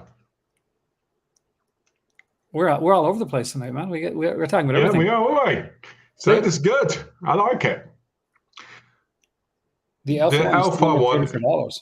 Which one is that? That's the one. That's the one that's on Shout Factory with all the extras. I got it. Hold on a second. Let me see if I got my Alpha here. If I do, I'll show you. All right. That's all around 4 seasons. It's a rock, lunchbox, and more. I got to be honest with you, Clay. You know, I picked up the Marble Valentine 4K with the poster, the enamel pins, the lobby cards, and all this stuff. And I love it. I haven't got it yet, but I love the idea that I can get all that stuff. My problem is, luckily, I've got a great friend in America who said they'd take it in and send it to me. But my problem is, you know, because the way Shout Factory is, it feels like I'd be taking advantage of that generosity if I said, you know what, I'm going to get all these versions. And that's what's sad about not doing international shipping for me, because, you know, I think it would be nice to have stuff like that. But sometimes you've got to limit it. Do you know what I mean? I mean, if you're in America or that, good on you, because you can get it pretty easily. But I think for international play, it's kind of sad, you know, because there are fans out there of this stuff that would like that, you know, without paying crazy prices for maybe, you know, people to buy it and send it over and then sell it.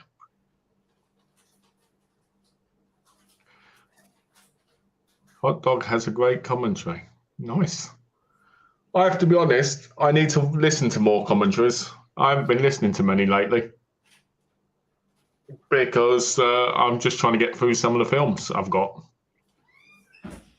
So, you know, it can be a bit daunting, the idea of watching a film and then putting it on and watching 4 different audio commentaries. And so what I normally do is I watch the film, I put it away, and then maybe in time I go and get a commentary. Like, for instance, the Prom Night one. I got Prom Night. I listened to the commentary of that because I knew that film off by heart. So I listened to the commentary on that. Same as the old Kung Fu movies from Eureka with Mike Leader. And what's the other guy's name? Venomer. Mike Leader and Arn Venomer, I think it is. I listen to all their audio commentaries because I know the films off by heart. So I can just listen to them. But yeah, I need to do more of that. You can't find it? It must be at the farm. See, you've got Alf working. Alf working. It's a rock lunchbox somewhere. Needs like a cat. Like Alf seems like need like a kind of like a stuffed cat or something there. Well, they released him, didn't they? They released a Alf-looking thing on Severin, that plushie thing. Trumpy. Yeah, it looked just like Alf, except more less defined. I think my sister had a Alf plushie when she was a kid. She had an Alf plushie and she had a My Pet Monster, if anybody remembers that show, that cartoon show. I remember that. That Irwin Allen collection looks great. I'll be honest with you, Clay, it does look great. That's another one that I would pick up. Is that on Shout Factory? Yeah, it is on Shout Factory. It was a fairly new announcement, I believe. How do I not? No, Irwin Allen's one of my favorites, so.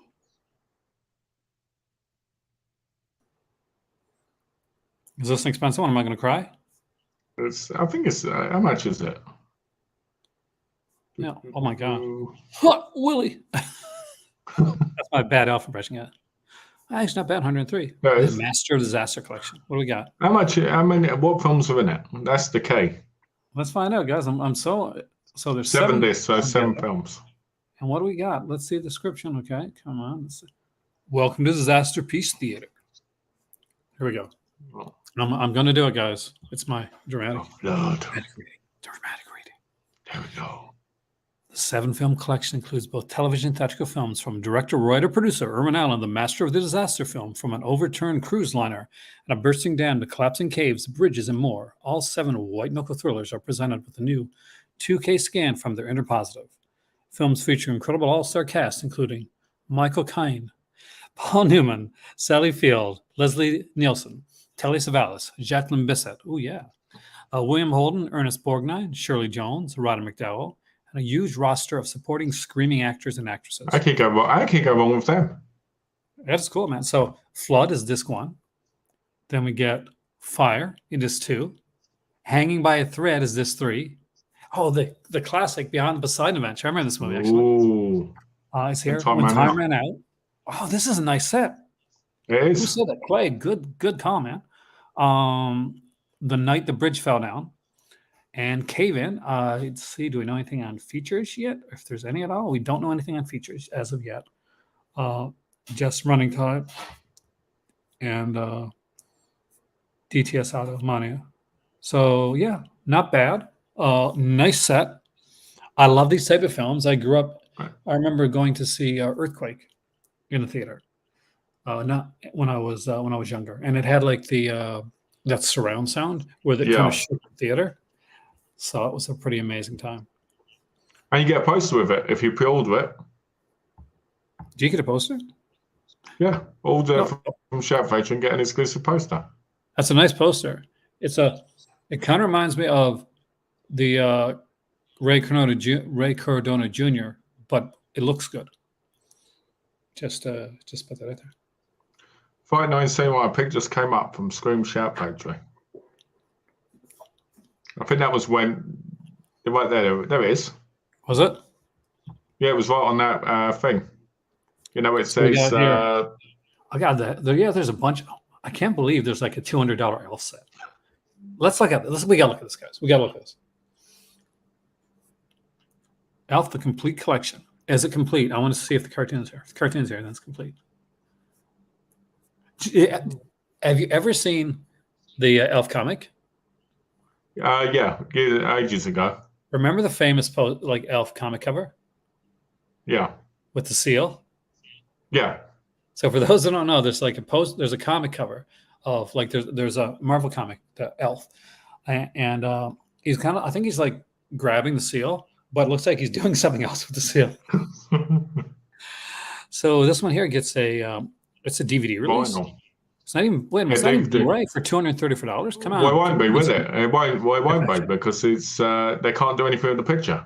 Oh, okay, but yeah, then $230 is a lot of money, man. 18 by 24 roll poster, retro prism sticker, a 7-inch vinyl, an enamel pin set, a lunchbox, authentic Melmac rock. Is that all you get for the $234? You better friggin' say a hi Willie when you open it up. I love the lunchbox out. It's pretty solid. The rock is nice looking too. Damn, that's tempting.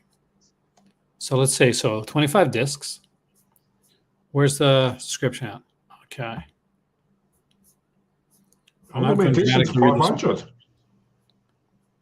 So it includes the TV movie as well that came afterwards, so that wouldn't end sort of pressing on all 47 episodes of the Saturday morning's Elf the Animated Series and Elf Tales. So both animated series. Oh. So that is pretty cool. I actually like that. I still wouldn't buy that. I wouldn't buy the big set like that unless I really had money to spare. I'd buy the regular set that has everything still for $84. We got. I think that's a bit expensive, to be honest. $84 for the thing. I would say something like that because consider all the multiple releases should be about 60. I don't know, 84 with the animated series put in there's not too bad. That's 2 animated shows. Yeah, I get that. But when you think the standard release has been out for years, and there's probably no upgrades to the actual episodes, you'd think. Well, there's a couple new. Oh, last year there's a second. There's a couple new features. I'm going to check something. I want to check Amazon, but I don't check on my Amazon. All right. Yep. So Elf the series, right? So yeah. What does it cost to buy now? So it's out of print. If you're to buy Elf now, the cheapest price is $91 for only the TV series from France, in French. Elf the Complete Series, one I got, is going for $171 on DVD. They do have the Blu-ray version of that Entertainment Hell. Oh, unless you mean in the same set. Of Elf? No, yeah. Of the Hellraiser collection. Yeah, they got a Blu-ray and a 4K version. I don't think the 4K includes Blu-ray, but do they include Blu-ray? I don't think it does, doesn't it? No, they don't. But what I'm saying is, if you don't care about the 4K, then you can get it on the Blu-ray version. Oh yeah, you can always go for the Blu-ray I will version. say this though, but the problem is with the Alf, right? Is I can guarantee you, if you looked around enough, you could find it cheap in probably a thrift store or. Yeah, but you got to hope you can find it. I mean, like you're a big fan of Elf. You get like the you'll get the movie, which isn't included in the in the set I got. I don't think. I'd have to check again, but I can't find the damn set. So Project Elf, but I do have Project Elf separately. You now answer this question, Aaron, from Clay. Want to join your Patreon, but another YouTuber is saying that was a scam. No, it's Patreon, so you can't scam a Patreon. It's exactly what you think Patreon is going to be. So I do a lot of live streams over there. There's a whole bunch of stuff on there right now. So let's go to my. Actually, let me just go here for a second, and I will bring you over to what my Patreon looks like, the page from the outside. So you don't have to tell me what YouTuber it is, but I can tell you right now that I know exactly who it is, and yeah, Not nice. no, it's somebody that's does that stuff, and where's it? I want to be signed in when I do this because I want to show you. So, and I can't sign out. Damn it. Okay, I'm doing it on my phone. So basically, put it to you. I guess the easiest way to put it to you is we do like live streams, videos, podcasts. I have guests on. And I don't tier it because I know how expensive it can be for some people when you're looking at like a Patreon. Like some people tier it, right? And it'll be like, okay, it can get expensive. $4.99, $15.99, all that yeah, stuff. you gotta pay like $5 to unlock everything or whatever. So I don't tier it. So it's just like basically, I'll just say, oh yeah, I knew it was right away. Yeah, that's what I said. I'm on Patreon. I'll give you more information. But I didn't know that guy was still going. But basically, let me get this down here right. Right now, okay, accept. Let's see what it says about me. Right now, there are 263 posts on my Patreon. My maltest videos were a one upgrade to 4K. We did a Call Cinema podcast. We did a live video with Malcolm. Yep. We do Call to Cinema, Call to Comics. I did a series called My Life in Cinema, another series called My Life in Horror, and another series called My Life in Comics. Each one of them had not just a video version, but a podcast version, and a whole bunch of like other stuff as well. You did a Jello one as well, didn't you? I did actually, and we do like whenever we do, we're gonna do another merch drop in around 2 or 3 weeks, and when we do, we put out like special coupons and stuff for people that are patron members. So yeah, we have quite a bit of stuff there. I want to see what they say here. Can I get to the posting? No, I can't do it unless I'm on my computer. But I got to be on my other computer to do it. But just so you can see kind of what it looks like, here's a little peek right there. So that's where I recently did the Wind upgrade to 4K. We did the Call Cinema podcast, and as you can see, we do audio versions as well as video versions. And we do like live Patreon, like videos, and I did a series of tier lists. People have seen. We've done like all times there. We did my Life in Horror Cinema 90s edition.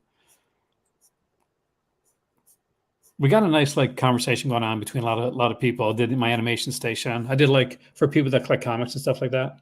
I agree, Wave. Not nice. It's. I hate to say it, but like with certain people, it's sadly expected.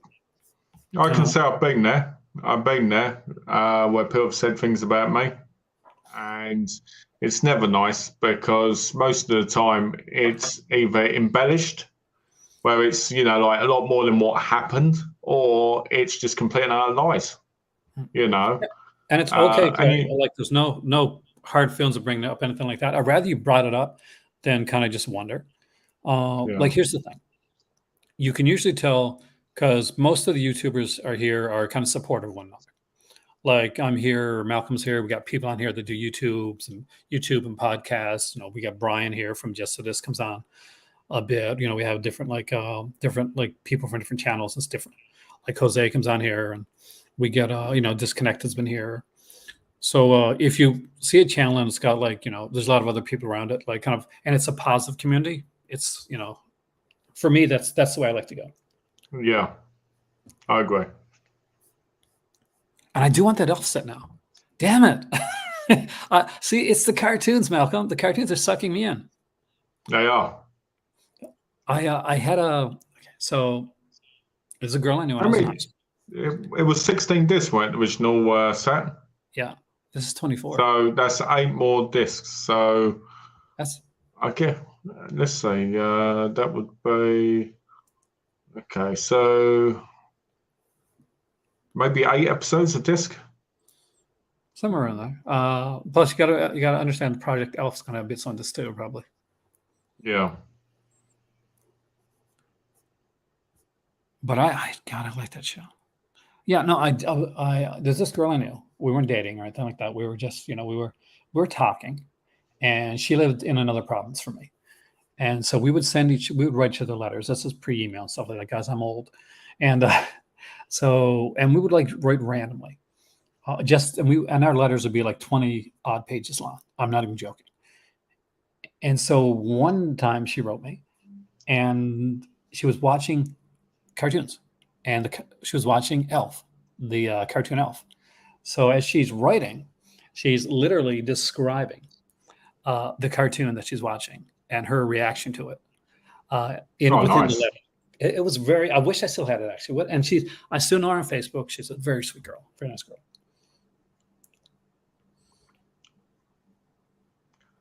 O'Shea Pill in this space. Only a few people I trust, like the guys here and Ryan at Disconnected. Ryan's been really good. Like, Ryan's been really positive in the community. That's one thing that he brings in you got to bring in a lot of positivity when it comes to this. Yeah. He brings in a lot of different people too, which is really good. Ryan started out as used to be he's a patron member, and he was like a viewer of my channel, and I had him in for like a lot of Vinegar Syndrome stuff. When Ryan started, he did a video called like How to Collect like Vinegar Syndrome. It was one of these early videos, and it was really well constructed, really well put together.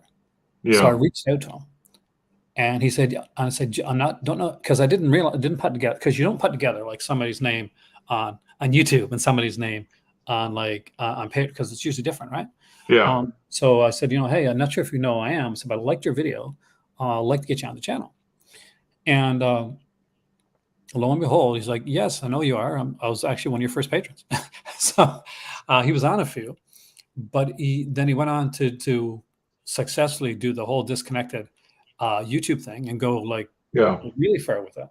Good on him, man. I gotta say, it's nice. And as someone that's been on here for like Malcolm now for 11 years, it's really it really makes me happy when I see people kind of launch off. Jose came in, and Brian, who had a very successful podcast, Just to This and Pure Cinema, the new Beverly podcast, and to see them come on here and kind of just expand and watch them grow.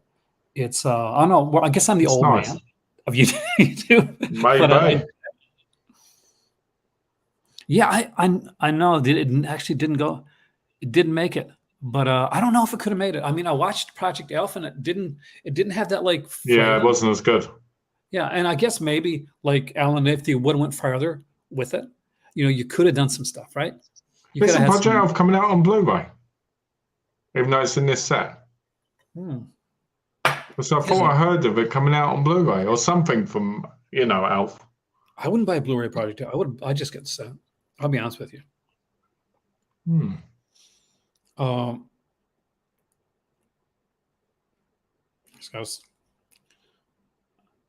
Say something but yeah, I would not. Yeah, it just didn't come across. This YouTuber I used to watch was super cool, and he said he left because of the trolls. That is a shame. I mean, like I hate this when like I've seen it too over the years because not everybody comes and stays. This is not for No, everybody. You're no. putting yourself out there, and I'll just bring it up here. So me and Malcolm, we both same guy. That's a shame. Uh, so a while back, I heard on here, and I was very upset actually. So was my better half that somebody had passed away from YouTube, and only to find out it was a lie. Oh. I spoke to him afterwards because he's on my Facebook. Did he say it himself, or was it someone else? No, it was him because I have him on my not like his channel. Oh no, I mean, was it his channel that said he passed, or was it someone else who said it when he was somewhere else? Pretty much, it's the same person that we're talking about. Oh, okay. I don't want to go too much into that, but yeah. So and he came on after, but after there was like somebody came in afterwards and said somebody else had passed away too. I felt, oh, that's not right. So I reached out to him, and he posted the same day that I reached out to him, just before I reached out to him actually.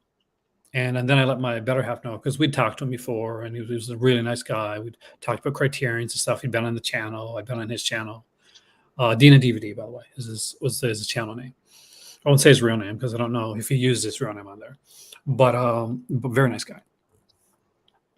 And was like hurt because me and my better half knew him, and we thought, okay, somebody came in and said like something like that. That's mean. That's kind of that's cruel. Oh, okay. Okay, so they said it about him. It wasn't him who said it. It was someone else. Someone else said it, yeah. Okay.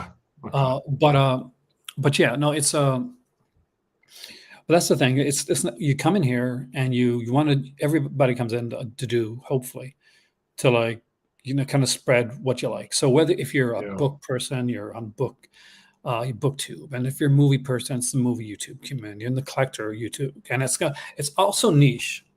And it's also so different. Like for me, when I started this, it was a bit of a kind of for fun. I didn't think I was going to keep doing it. When I realized I wanted to do this was when Blockbuster and stuff like that, all the Blockbusters and mom and pops and all, these started closing down. Jumbo Video was gone. I wanted a place, and that's the reason it was originally called the Live Movie Club, that people could come into and chat about movies and have fun. And just like you would when you went into your local video shop, and you're looking around and you're picking up your movies, and so you see someone pick a movie that you watched, and you got to go over and say, oh, that's good, that's crap, or whatever, and have that conversation. So that's what this channel is meant to be. So hopefully I get a little that across. Well, it seems to be that way, doesn't it? Oh, I do. I mean, like I met some cool. Obviously, I get to meet some cool people. I got to meet you, and we talk on and off here. We don't just talk on YouTube. We do. And that's one of the great things about this.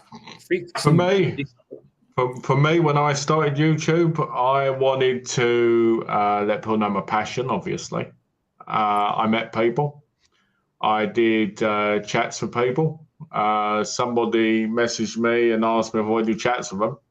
So I did. And that went on for like, I think, over 100 streams. It was a weekly thing. Then that fell apart, and I ended up doing it with a different friend. And you don't realize how attached you get to people, and how important they can become to you, when you meet them. And sometimes that's a bad thing, because if they're not, as nice as you hope they are, it can affect you.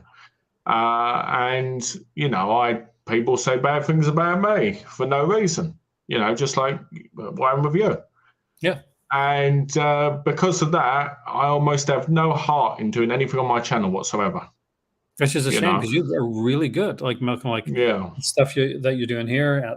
I got to say you are fantastic, like co-host. Yeah. Like it's easy, and that make new video library merchandise. I actually should. I've been thinking about a couple things, so maybe. I'd have to work. I'm not really great, although I did go to art school. I'm not a super good artist, so I'd probably work with someone. I'd go find someone like DeviantArt or something like that to actually do something for me. Yeah. But I didn't want to do videos. I didn't want to do anything because I felt betrayed. I felt hurt. Yeah. And talking to you really was the first time that got me into doing the streams again. I'm glad. Because I mean, like, it happened to me too. A few years back, I had the same thing, and yeah, obviously, there's still remnants of it, like, out there. yeah, And what can you do except I, just go on? I think the key is, to be honest with you, like you said earlier, if you meet the right people and you've got the right attitude, it works. But when you get with people that haven't got a good attitude and they're uh, kind of, what's the word? A little bit, selfish, stuff like that. It's very hard because eventually they're going to think they're the show or they're more important when in reality, no one is. It should always be, it should always be the fun of it. Yeah. That's why when I'm here, you don't like I love the super chats, love the super section donations and stuff like that. But unlike some channels, some bigger channels, and I can do it because I'm not a bigger channel, obviously. Um, I I try to comment on, like, all video, not just somebody that's put money out there. I try to comment on all video on as much as I can. Didn't Yeah. you ever go real life? Let's see what you. A friend used to have a channel here. The guy called his job. He told me to try to stir up stuff. You mean like go? You mean like do it like? I tried, and this is sort of my full time right now. Like, it's not my full time, and this is going to be my full time job forever. This I'm going to make money, unless you like. If you catch on and you can make money like that, fantastic. All the power to you. Me, I until I got to Morocco, I had a full time job, and aside from the stuff that I'm doing, and even right now, Clay, I'm flying back to Canada later in the year to work so that I can come back here to do this. And so yeah, I wish I could be like a Ninja or a PewDiePie. It would be fantastic. But in reality, I want things and I want to travel and go places and buy things. And YouTube does not pay you enough for that. No. And Patreon does not pay you enough for that. No. If you're lucky enough to get enough to pay for your StreamYard. Wow. Oh my God, that is horrible. Oh God. That's scary stuff. I have a friend who's very, very cautious about the whole YouTube stuff and social media stuff, to the point where he's blocked almost everything on every single thing. And will not do anything, which is sad because when I moved here, that friend, I knew him on YouTube, and he lives down the road from me. So it would have been nice if we could have done videos together. But because he's so cautious, maybe a little bit paranoid, but then I think you have to be to a degree nowadays. You do. I mean, like, that's why people put it like PO boxes instead of their regular email, like, addresses. Sometimes I'm like, especially like female YouTubers had to be very, very, I think, much more cautious than us, because you hear all the stories, Malcolm, about people that get doxxed and all this kind of crazy stuff. Yeah, swatted. And which is insane. Yes. Have you ever been swatted? I'm in Morocco, so and we no, that wouldn't work here. Maybe if when I was in Canada, it's like then that window of opportunity was missed. I'll wait for you to go to Canada, and then I'll go, what's your address? And I'll get my phone and go. Da-da-da. But I've been lucky, like, most of the time. Like, he acted like he was his friend at first, even the St. Blue race. I can totally relate. I mean, I could. Same thing. I can totally relate. I don't get it though. I mean, but why? Like, unless, I'll be honest with you, until you mentioned, like, the person that you mentioned, I completely forgot. And I do tend, like, 'cause I don't get hung up on stuff. Like, I don't get that, Malcolm. I mean, like, I'd like to take the positivity out of this. I was watching a TikTok video, and I was like, one of the writers from the SAG-AFTRA thing, right? And he got like this really, really nasty message from somebody, and he automatically deleted it. And he said it in the time, like I'm paraphrasing somebody else, just so you know. He said that there's people out there, like everybody's got something going on. Everybody has there's money problems or work problems or love life problems or something else. Everybody's got something that's going on. Of course. And there's two ways to take this. You either you take it and you put that like you got this like negativity on you, and you use it to troll, and you go out and you want to make somebody else feel like crap, right? Yeah. Or you, in spite of that, you decide to be like, you know what? Okay, there's some bad stuff, but let's not focus on that. And you just try to put the positive out there. Of course, yeah. And you can either hold on to that stuff and try to kind of like push it out and let your shoulders get heavier, or you can just like let it go. Well, you know, I personally think people get bitter and horrible about just simple things, like maybe people get along with you more, because they're depressing, whatever, whatever the reason. I think that's something where they have to look at themselves more than looking at you. You know what I mean? Like I have friends I get along with. Darth Sidious is somebody I met who used to watch my old chats, and which amazing, watched the chats for years, and in one of my roughest times, he was trying to look for me to see if I was okay. And hey, Alex. Hey, welcome, man. I was just talking about you. I was just saying about you're careful about social media and everything, because of all the trouble that happens, online. There goes who both doing well off to bed in the men, but been enjoying the chat. Very reliable experiences. I'm glad to see we're here. Well, hopefully it's been a positive chat. Like we're not trying to be negative with it. We're trying to just get out our basically the way we feel about this. And like well, I finished quickly what I was saying. I met Darth Sidious. He was looking for me in a time, and people weren't replying to him, so I did, And he went from being someone who viewed my chats and would comment on to being a good friend, Alex is somebody I met in the first chats I was doing 10 years ago, right? And now we live near each other and we hang out, So YouTube does have positives. Do you know what I mean? It has positives. And thanks to YouTube, even though I've had a lot of depression on there, from bad things happening, I've also had some real joys to my life. I've added to it. And I think like you said, you have to think of the positive, and you have to remember these positives, they're the things that change your life more, Yeah. They're the things that'll stick with you. Like somebody says a nasty comment, like, yeah, there's a nasty comment there, it's there, it's gone, that type of thing. You push the delete button, whatever. They come back and they try again, blah, blah, blah. Yeah. Add, rinse, repeat. But somebody that you kind of connect with, or somebody like you're talking about movies and somebody shows you a release that's cool you didn't know about, or you start talking about stuff and you go on like different tangents and down roads and stuff. Like a few days ago I was talking with Inready and Indy. We're talking about like Canadian stuff, and we got into a whole like just ramble of Canadian shows and movies and stuff. And when we're talking, we just get onto like certain films, kind of release weird stuff we like. And I remember that. That's what sticks with me. Those are the things that stick with me.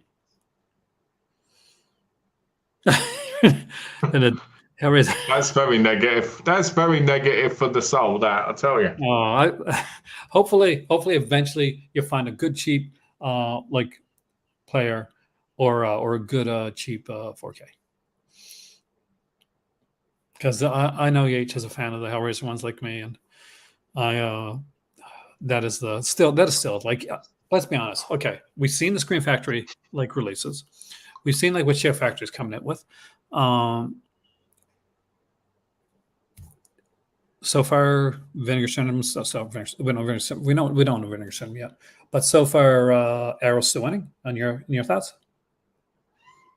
I would say, for me, I would say Hellraiser's the top one.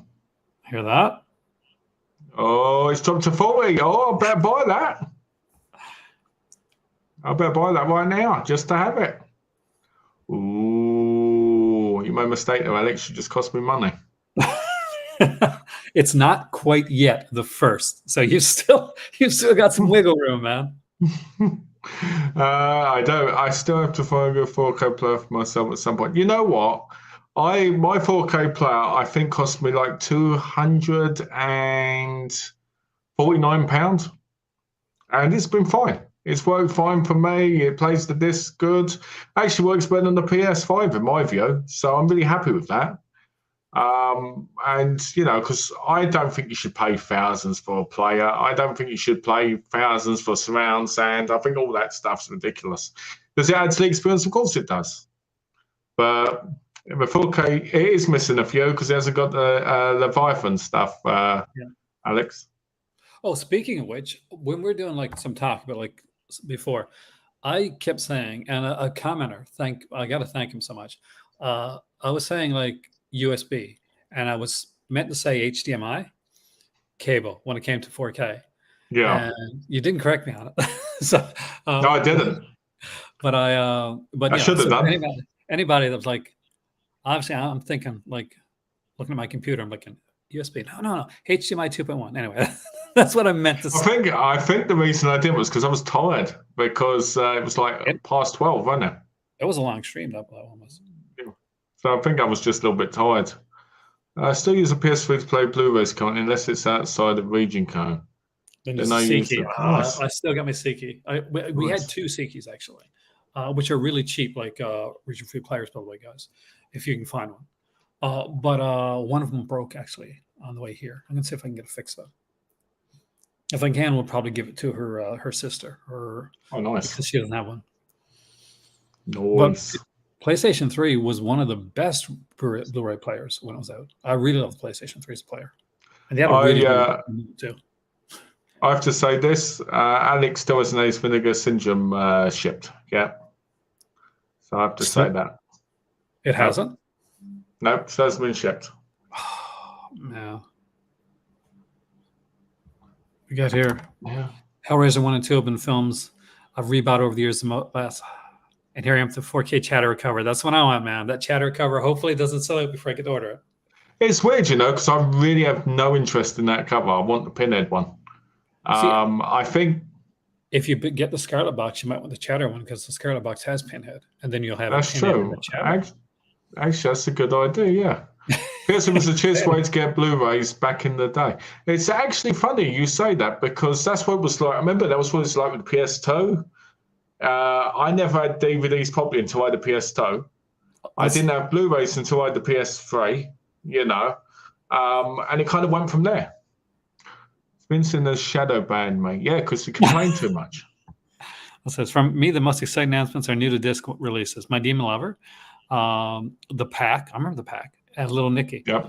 I'm not so big on Little Nicky. I know a lot of people love that movie. I've never been like super big on that one. Now, I know that one of the guys in it went on to play Jughead in Riverdale because he was in Sweet Life with Zack and Cody. Which I need to start watching Riverdale. You told me all about it. I keep going, I need to watch it, and then I just don't. It's insane. The last season is so it's so weird because it's a movie, it's a show that starts off, this first season is fantastic. Then it goes wacky, zany, crazy, right? And then we're in the last season. You think, okay, it's going to go really off the rails now. Totally normal show. It's like, what the hell? Where's my weirdness at? Wave says, I just got my subscription for Vinegar Syndrome mailed to me. It took a while. It took way too long, right? I'm not going to sugarcoat it. It took way too long. And I feel sorry for people like Alex who still haven't had their, their orders because, like, in 2 days, they got the next releases. So I feel really bad for the people for, what I mean? They will be. I know. Beaks is such a bad movie, Jay. You have to admit, Beaks is not a good movie. And I think you have to tell you it's a movie. Like, Beaks is not, they don't just say Beaks. It's called Beaks the movie. Because if they didn't put that subtitle on there, it is so bad you would not know that it's an actual film. Oh, dear. I will agree with Dusty here. I believe that I would personally prefer fresh to disc. I do think all these re-releases are pointless for the most part. I mean, I get when it's, I get when it's DVD to Blu-ray or 4K, but I feel like you need to, mix it up. I agree, but I mean, like lately, I think it's like kind of an acquisition thing, like, or sometimes like let's get these so that we can do other things. And but you can watch Blame It on Rio, which is a much better movie with Michelle Johnson. Yeah, a really good film, actually. I got that on DVD here somewhere. Don't take your business to David Sterling. Well, I don't know. There's some good Sterling. There's some nice Sterling stuff. There's no good. There's no good Sterling stuff. Do you know? 3 is good. I like as far as those go. Camp Blood 5 over here, right? Got bidded up to £28 today. Used. Yeah, seriously. And some muppet bought it for that much money. So I think that was you, Alex, because you're taking your business to him. I actually like part 3 though. Did you? Within the Woods. It's the only one not called Camp Blood. It's just called Within the Woods. But that one, maybe because. But was that David Sterling? Was that David Sterling? Yeah. Because I don't think they were they? Yeah, like it kind of did like 3 of them. Yeah, there was Camp Blood 1, Camp Blood 2, Camp Blood 3 is Within the Woods, and then then they get really off the rails. We've got a good question here. David Sterling or Sean C. Phillips? Neither. David Sterling's better. You got to give him. David Sterling. Yes, David Sterling. Okay, here's the thing. Sean C. Phillips stuff, and I got nothing against Sean C. Phillips himself. I actually like Sean C. Phillips, and I was on a stream with Sean C. Phillips a while back. But it's very, he's LA, and he's modern. He's young, so he's doing digital camera stuff, doing phone type stuff, doing that type of stuff, right? David Sterling is more old school, so I appreciate the old schoolness of some of the David Sterling.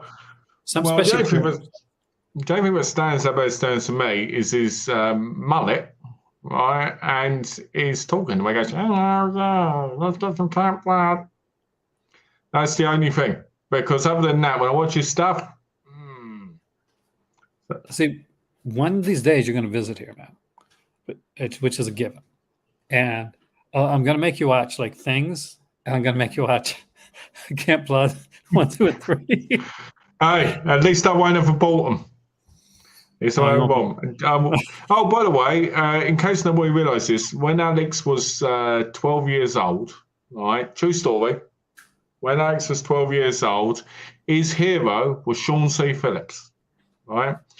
On his channel, he used to make Sean C. Phillips tributes with hearts and kisses on them and everything. So this is true, right? He took them down, right? But they were there because I remember watching them and just shaking my head at the time. Alex knows where you live, right? Alex knows where I live, and I know where he lives, so it's all good. Right, and then he met a real person, me. So there you go. It changed his life forever. We're going to go low budget, please. Yes, nudity. We want nudity. Just as we say we want nudity, Jessica pops in. Yes, sorry, Jessica. Now I feel bad. I can't say the quality of David E. Sterling films are great. No, they're not.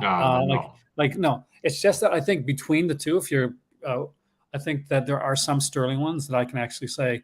Like I enjoyed the early Camp Blood stuff. I'm not going to say they're good or they're great or anything like that. But you can't count the newer stuff, can you? That early stuff was made in the early 90s? Well, that's the thing, though. You got to count that. Forget you can't count that. The new David Sterling is terrible. That's why you stick away from newer stuff. That's like, remember those bloody murder movies? Anybody remember those? Yes, I do. Okay, so I like those.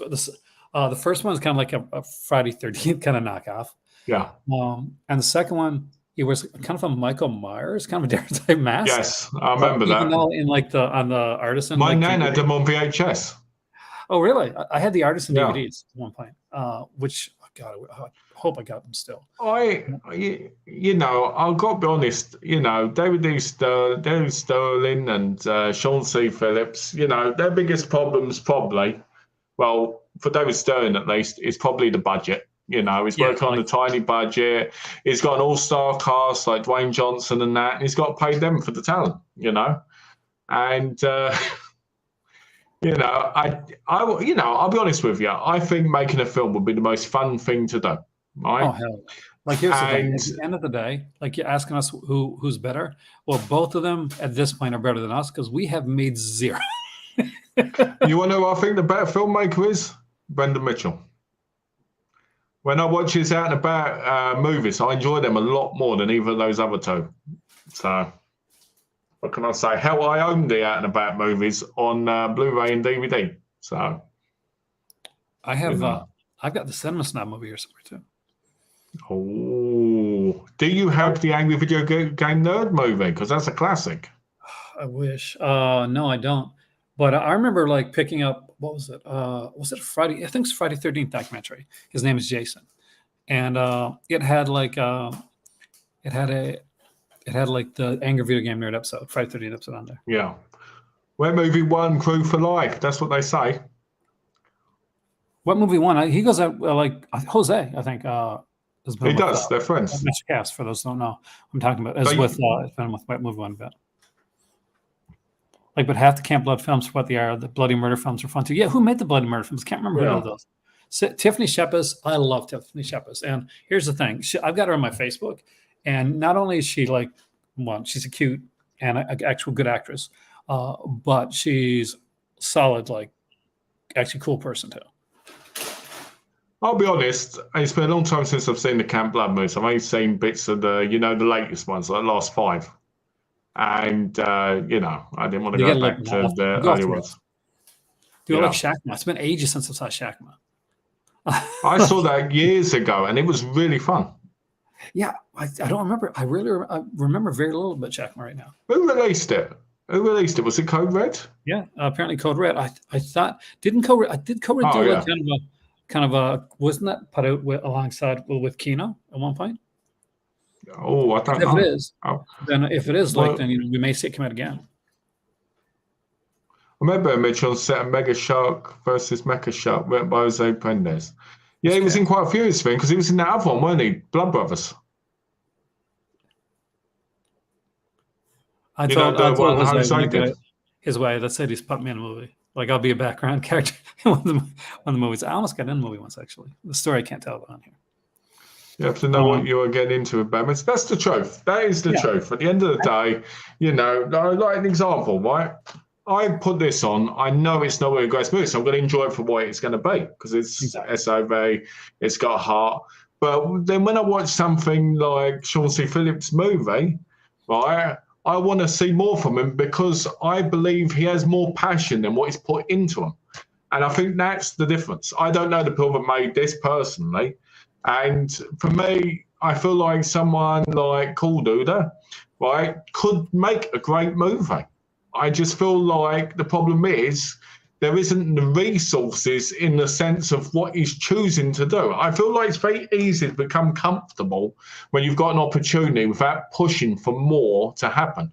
And I think that's his problem. I don't think he's a bad director. I don't think he's bad anything. I think he just not pushing his potential. That's my view, really. I mean, and the heart, to be honest. I think anyone could get a camera and make a film. I just think you have to have more passion in it to make, So yeah, I would, It'll be interesting just to see where Code Red movies are going to go now. With unfortunately the passing of Bill, I'm hoping that they lean more towards Kino than Dark Force because I'm not sure what Dark Force is like to order from. But I know that if I go into my local video shop when I'm visiting Canada, I can get releases. I understand what you're saying, Warlock. You always have to convince the people with money to invest. But the thing is, he does Indiegogos, right? It's getting like £60,000 to £80,000, right, from people that support him. And on some of those things, like Desert Fiends, I think got over $100,000, and you can't tell me that's going into the movie. You can't tell me all of that isn't into the movie because of the way they are, and I think that's something that bugs me a little bit because I feel like with that you could make a good, decent movie. I think I think he has it in him. I mean, like I think eventually, he'll get there before I'll get there. That's for sure. But I feel like right now, like because you get caught up. I mean, like here it is. We're here right now on YouTube. We're talking about movies. Yeah. He's gotten to the point where he's been able to like, meet some of the actors, meet people and Yes. stuff like that, Like and get to everyone that but point some. where you can like we actually go out and actually make something. And when you do that it's amazing to get to that point. Yeah, of course. But it's also can be a bit overwhelming too. And we've seen like directors that have done some good stuff go down the road of like kind of lean on the fact that, so I say it's one of these things where something will hit. And when it's something that somebody feels truly passionate, and when you that get hits, magic. Yeah, and I think that he has enough, because you see in his videos and stuff like that. There's enough passion there that I could really see him like because I'm not seeing it now, like with the stuff that's out there now. But that's not a knock. That's just basically it's yet to come. I'll be honest with you. I think if it was the old Sean C. Phillips back in the day, like we're talking about like 10 years ago, 8 years ago, I think he would have made a better film. I really do. But I think over the years he's been distracted. He's had different views and all this because of how his life's changed so much, But I want to make it clear, if I'm not putting him down as a person by any means. I'm just saying what I see from the films. I wish him all the best, and I want more from him. I want him to do something great, so I can go, this is what I want. I want somebody to be successful who is, like a semi-tier YouTuber, because what's he got, like 50,000 subs? Yeah. 60,000 subs. I want someone to be successful at that, because that shows it's even easier to get to somewhere and make a great, and I want that. I don't know. I heard that Sean and Brendan have spoken. I know that there was like a falling out. I don't know anything about it because I don't know either like personally. But I heard that they were talking. Is what I'd heard. I'm not sure. Like, but that's just. I can answer this. There's a very close friend of both of them. That's not true. I can answer this as somebody who watches all Brendan's videos and has done for years. There was that one video where Sean did that split thing that upset a lot of people because he made fun of Brendan and other things, which if you look at it, you'll see yourself.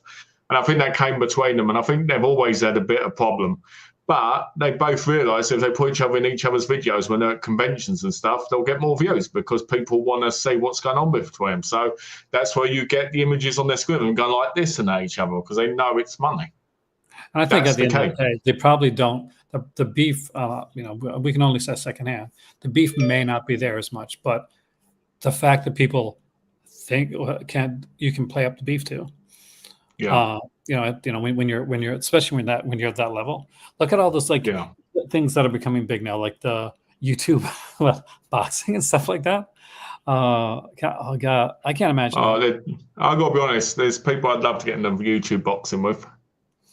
Would you get in YouTube boxing with? I'll put you on the spot. I can't. You can't say no. I can't say, but I will say if you know me, you'll know the people I would get in the ring with. And since I believe in equality, it would be both men and women. So there you go. Like YouTube wrestling, you do YouTube wrestling. YouTube wrestling, that'd be great, wouldn't it? Body slams and. I'm actually surprised. Like we got Logan Paul, like he's gone in. It's okay. I don't know how I feel about this. One, Logan Paul, seems like a horrible person. But man, did this guy get everything right when it came to being at wrestling? He was just automatic. Like who's Grace Randolph? I got clue. I'm sorry, I don't know. I got clue what that is. I'd get in the ring. I'll tell you, I'd get in the ring. I'd get in the ring with Alex. Like you clean up. Boom. If he's still there, he'll say something. I do karaoke, YouTube karaoke. Oh, I'd love that. I love singing. That's more my style, right? My boxing days. I sing off. Yeah, I'll do YouTube karaoke instead, right? I sing off. You could do like YouTube karaoke where like there's scene behind, right? And it's like you're in the car, you know, like on those late night karaoke's. I like the James Corden thing. Oh, Alex, let's do it. Yeah. Oh, Grace Reynolds, your YouTube movie reviewer. Beyond the trailer. Oh, I think I might have seen something there, but I don't know. I don't think I'm subscribed. I have to check. Because I have so many people that I used to, like I watch 1 or 2 videos of, and I usually subscribe if I watch somebody and I think that's an okay video. But there's other people there's people on regular that I regularly watch, like them because they're normally popping in and out of here. 944. Wow, that is super better than me. I did that much right now. Is that how many subs she's got? Because I've never heard of her. I was thinking you've heard of me, and I've only got like 3,000. Yeah, that's true. Well, maybe the thing is sometimes you don't know people, do you, by their screen names? Sometimes, You know my original screen name for this was, because it was my name. I know what it was. Your original screen name was. Let's say, what could it be? The Master of the Universe of Jockey Socks. There we go. No, I lived in Newfoundland, so it was Movies on the Rock, because Newfoundland is called the Rock. I like that. That was the original one, and my original this you won because you're in a stream with me early was the Professor. Somebody called me the Professor, and that stuck for a while, and I kept trying to get rid of it, so, which I eventually did. Oh, I like this. I like this from Entertainment Hell. I'm disabled, but I would throw a pie in the face of all YouTube channels who said sexist, homophobic things over the years. Brad Jones, Good Bad Movies, a few others. It's Brad Jones, really? I like that. If that's... I like that. What does Show Factory release a complete series box set when they don't have everything included? It says it's a complete series when they release it. But, well, it is complete, isn't it? So the Elf thing's got like the series and the TV movie and both cartoons. That is kind of complete. But has it got the live stand-up shows? And has it got the audio CD? It has got the record, but there's no CD in it. She's famous for saying so. I have not seen this. I do apologize. You said it wrong. You said it wrong. She's famous for saying so. Where is that? Oh, there we go. That is who you think it is, by the way, guys. Yeah. Some people's children, man. Just not raised right. Some people. Always. It's always people. They're always trying it. Let's say, what else? What else is there? Oh, no. Okay, that's the last one that popped up there. No, there's like some desperately like kind of cool YouTubers out there too. That's the thing. I'd be horrible for YouTube boxing, but I'll be damn if I would do. I'd also be horrible. I'm a horrible singer, so but I'd still have fun with YouTube karaoke. What about YouTube adult entertainment? Nobody. That's like I said. If I'd had an OnlyFans account, it'll be a reverse OnlyFans account where people are paying me to keep my clothes on. So yeah, that definitely wouldn't happen. But with that being said, technically, it's a complete maybe a TV. Oh, that's interesting. Yeah, or the remake is done by it's owned by another company. With that being said, guys, I have a doctor's appointment in the morning, and I'm both looking forward to it and not looking forward to it because it's a doctor's appointment. And my legs are starting to get super, super hot again. So thank you guys for coming in. And I will see you guys tomorrow, because tomorrow we're doing the live video on the channel. And we're going to segue from our live pre-show right here into the Patreon video, so we can be there when Melusine opens up for the very first time. We'll be there for the opening of the doors. I think you need to leave a comment. Oh, yeah.